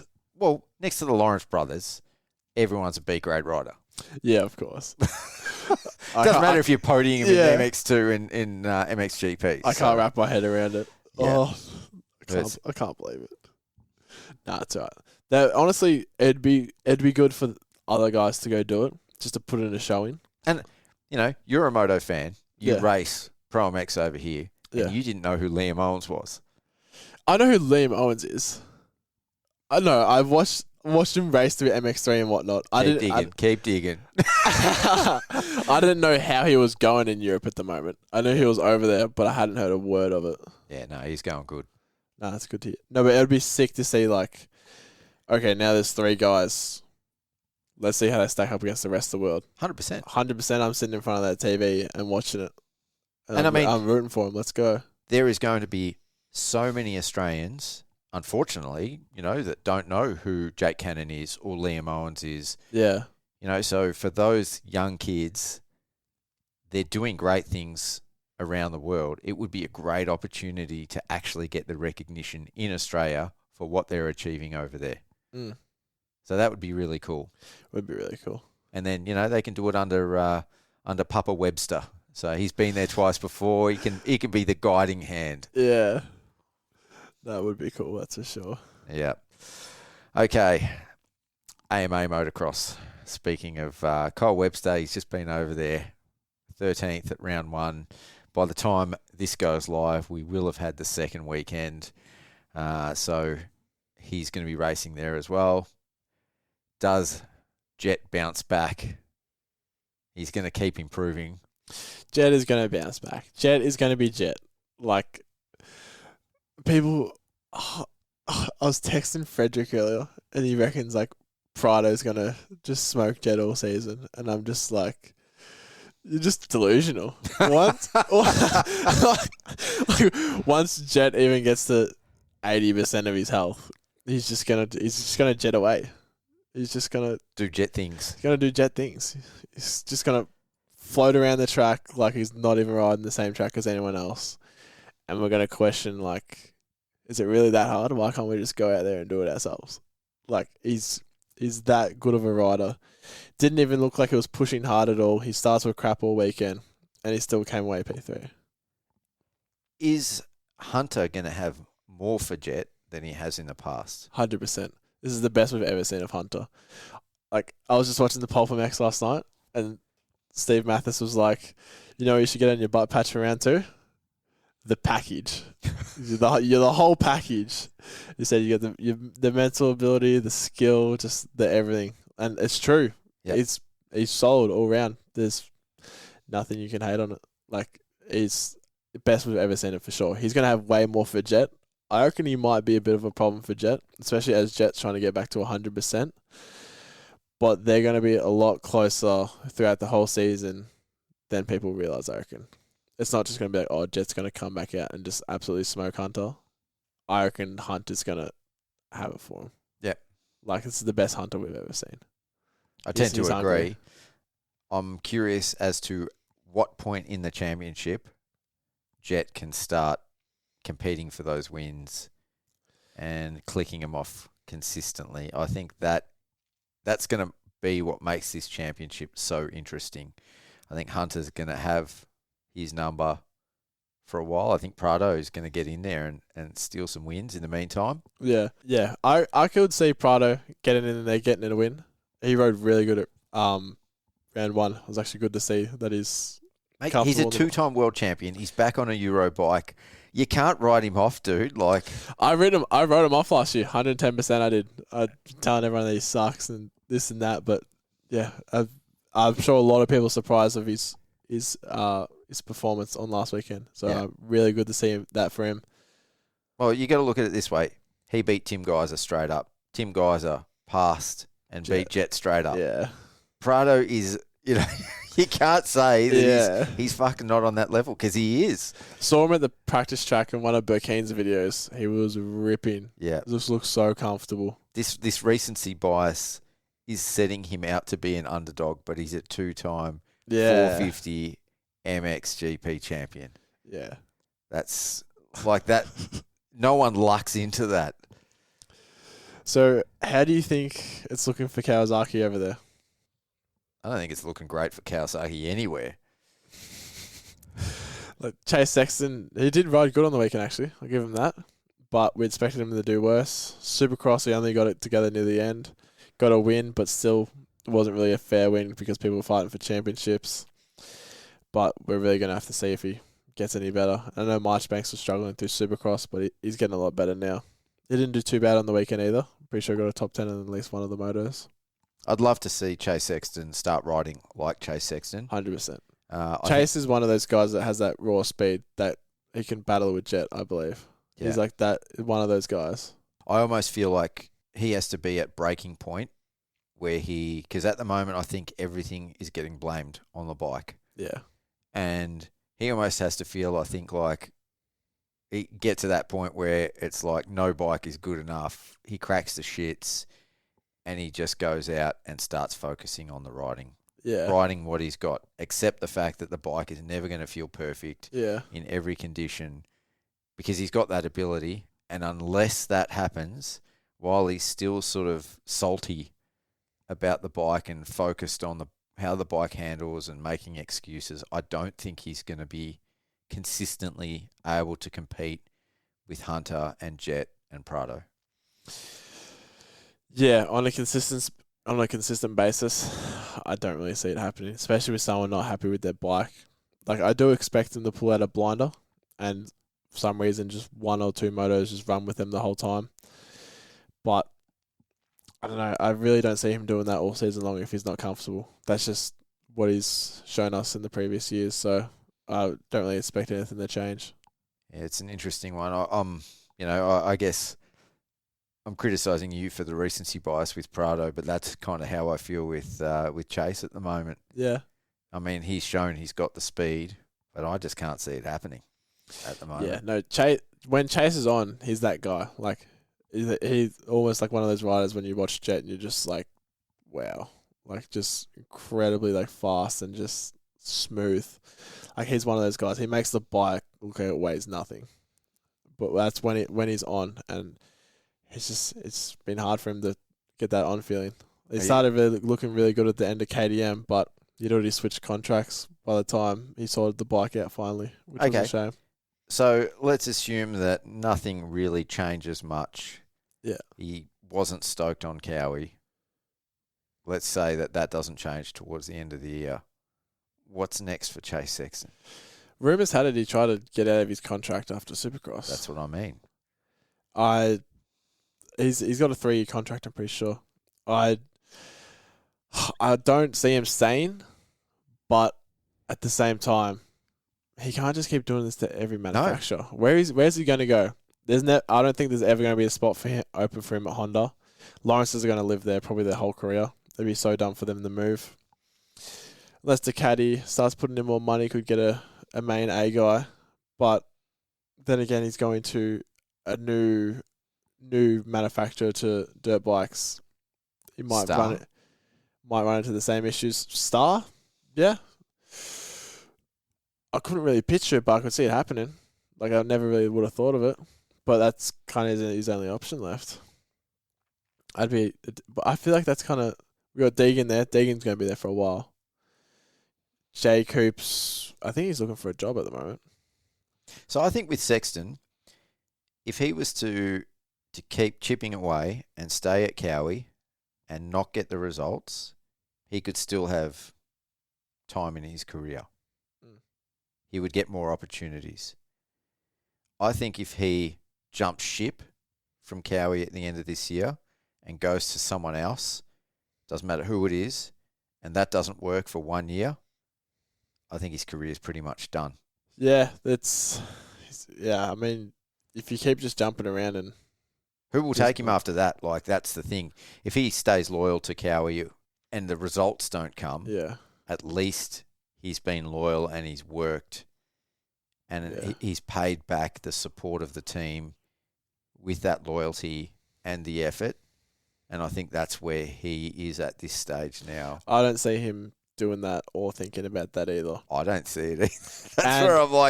That's where I'm going with it. It's he's in a very, very honestly predicament. It's a hard one. It's a really hard one. But if I'm a team, he is like, he's not just like right now, he's just riding like your average top 5 to 10 kind of guy. But he's not that. And he showed it before. And it's not like he's 33 or something. He's like 25 or 26. Like, he's young, yeah. He's young. So it's not like he's just aging out and that's happening. I feel like he almost gets an exemption for being not loyal to these teams, because I feel like that would just take him anyway, because he really is. Because he can win races. He really is that next level. Yeah. Like, once they sort that out, could be a championship guy. Has been a championship guy. Some teams would be like, I might just bet on this. Just instead of putting up with some 4th place guy, I'm just going to bet on this guy. Hopefully get a win. I mean, riders put take the gamble. Riders put so much effort into on the bike training, off the bike training. For someone like Chase, how much time do you think he's putting into the mental training? No, seriously, with a professional, like, I don't know. How much all these, like, we all say, oh, motocross is, 85% mental, 60% mental, 40% mental. It's a decent chunk. Whatever percentage you come at, it's a decent chunk. I don't know. If I was Chase, I'd be going mentally insane. Like, you could be the fastest guy. You are one of the fastest guys, and it's just not working out for you. Not to really any fault of your own, maybe. It's just why can I not piece together with this bike? I can do this before. Why is this not working? And he'd be going mentally crazy, I reckon. And it's a really tough scenario, because I can fully understand if you aren't 100% comfortable on the bike, like, you can't compete with those other guys that are as good as you and are comfortable on their bikes. And it's not that he's not willing to go 100% because he's not comfortable on the bike. He will go 100% and he will crash. Like, he's showed that in the past. Like, he crashes so much, and sometimes he has really big ones. And then I'd almost put it up to the bike, because he's willing to push that 110%, but sometimes that bike just isn't willing to match what he's trying to give it, which he has before on that perfect bike that he has in his brain that he rode that one weekend, if that makes sense. So, maybe he's just asking too much of the machine. Yeah, and he wants that machine that one weekend where he won, or this weekend where he felt really good, or this 1 month period where this KTM just felt sick and I could ride exactly like this and I could push this hard. And if I do this, I will win. I'm going to try to do that in this machine, but then it's going to give way, and that's where mistakes will happen. Yeah. So he's going to be one to watch, I think. Yeah. I really like Chase Sexton. Yeah. I think he's a good dude. Like you said, his ceiling is as good. He's a good guy. His ceiling is up there with Hunter and Jet. Yeah. And Prado, but he's just got to put it all together. And we've got another one that was in the top 5. Your opinions on the Danger Douche? I was trying to avoid talking about him because my opinions aren't exactly glowing. Aren't family friendly. Yeah. Look, I honestly think he's a phenomenal rider, phenomenal talent, and a complete flog. I agree. Yeah, I have tried to like him. I continue to try to like him. I have too. I thought that, he's a good guy that puts on an act of being a douche. I now think that he's a douche that occasionally puts on the act of being a good guy. Yeah. I kind of I've lost all faith in that kid coming good anytime soon. Yeah. I could 100% agree.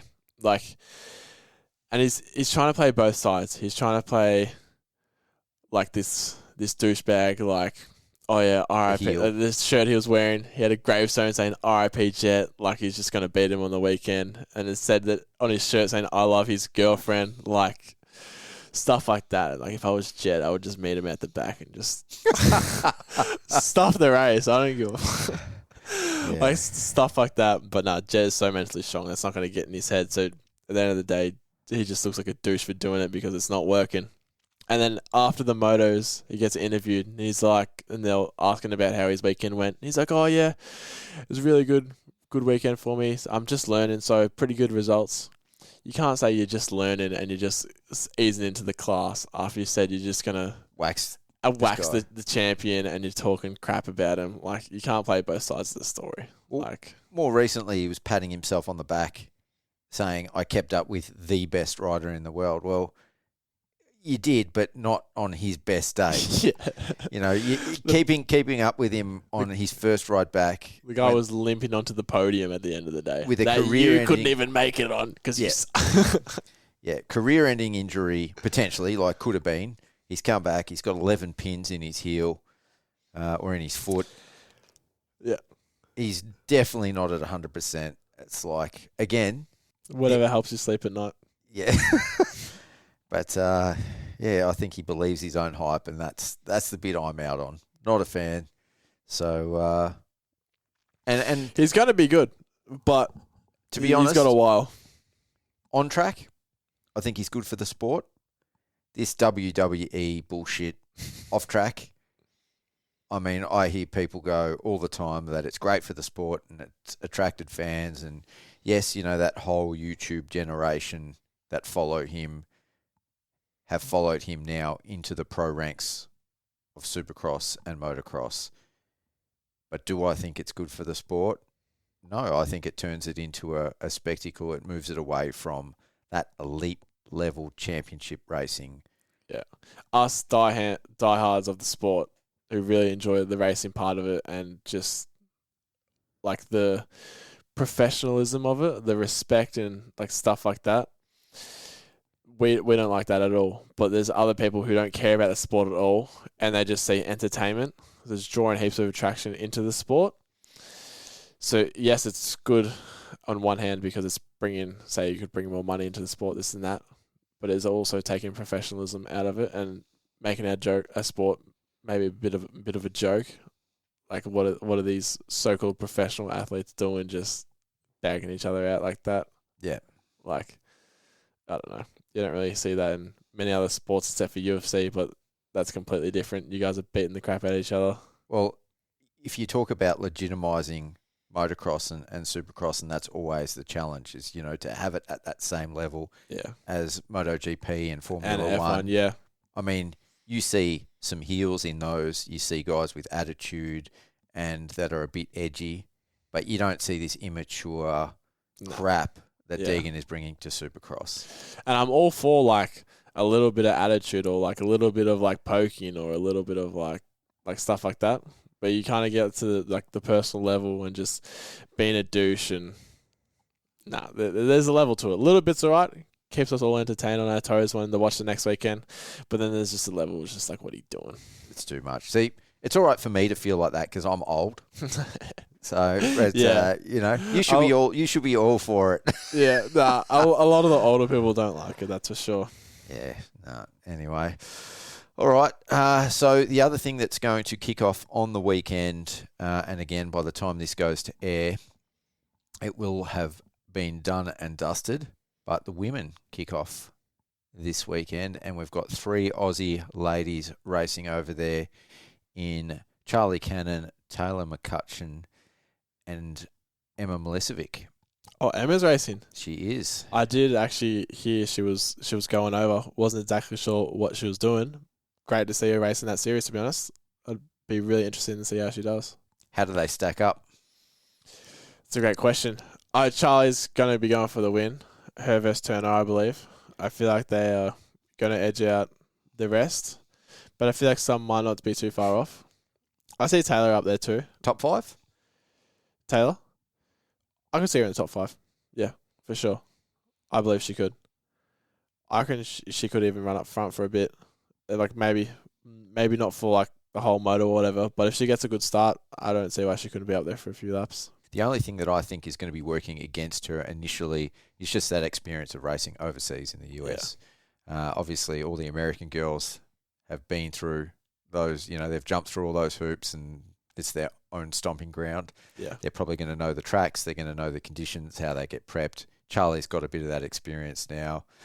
For Emma and Taylor, it's going to be a learning experience, but it's going to be cool to see how they stack up. Yeah. And it's cool that we've got 3 of our Australian homegrown ProMX chicks now over there racing at the highest level of women's sport outside of MXGP. It's pretty cool, that's for sure. Honestly, just another class of racing on the weekend. Who's not keen to see that? Yeah. And it's especially a few Aussies. Nothing better than seeing the people that you see down at the track racing on the weekend, racing on the big screen. And overseas. See how they stack up against. Yeah. Seeing how they stack up. That's what I'm tuning in for, 100%. No, all good. All right. I think we've covered just about every topic that we came in to cover. I think so too. Yeah, it's getting pretty late. Haven't cancelled you yet. Oh yeah. Well, you don't know. I may still get cancelled.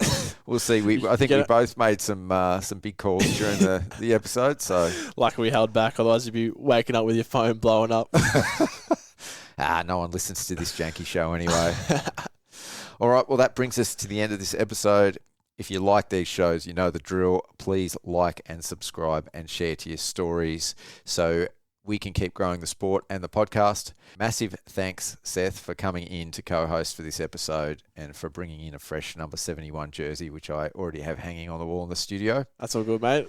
Thanks for inviting me. I'm keen to have a chat to you anytime. Talk some crap and talk some stuff about the sport. Well, you've just taken Zane's spot, so sorry, Zane. We've got a new mouth in the studio. I'm telling him he's retired. I've taken his podcast gig.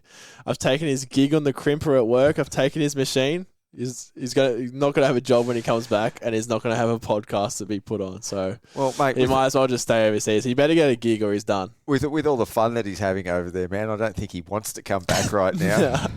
And when he comes back, he realizes I've taken it all. All right, and to our partners here at Mental4Moto, Fastline Suspension, supporting riders like Seth Jackson. Shout out those guys.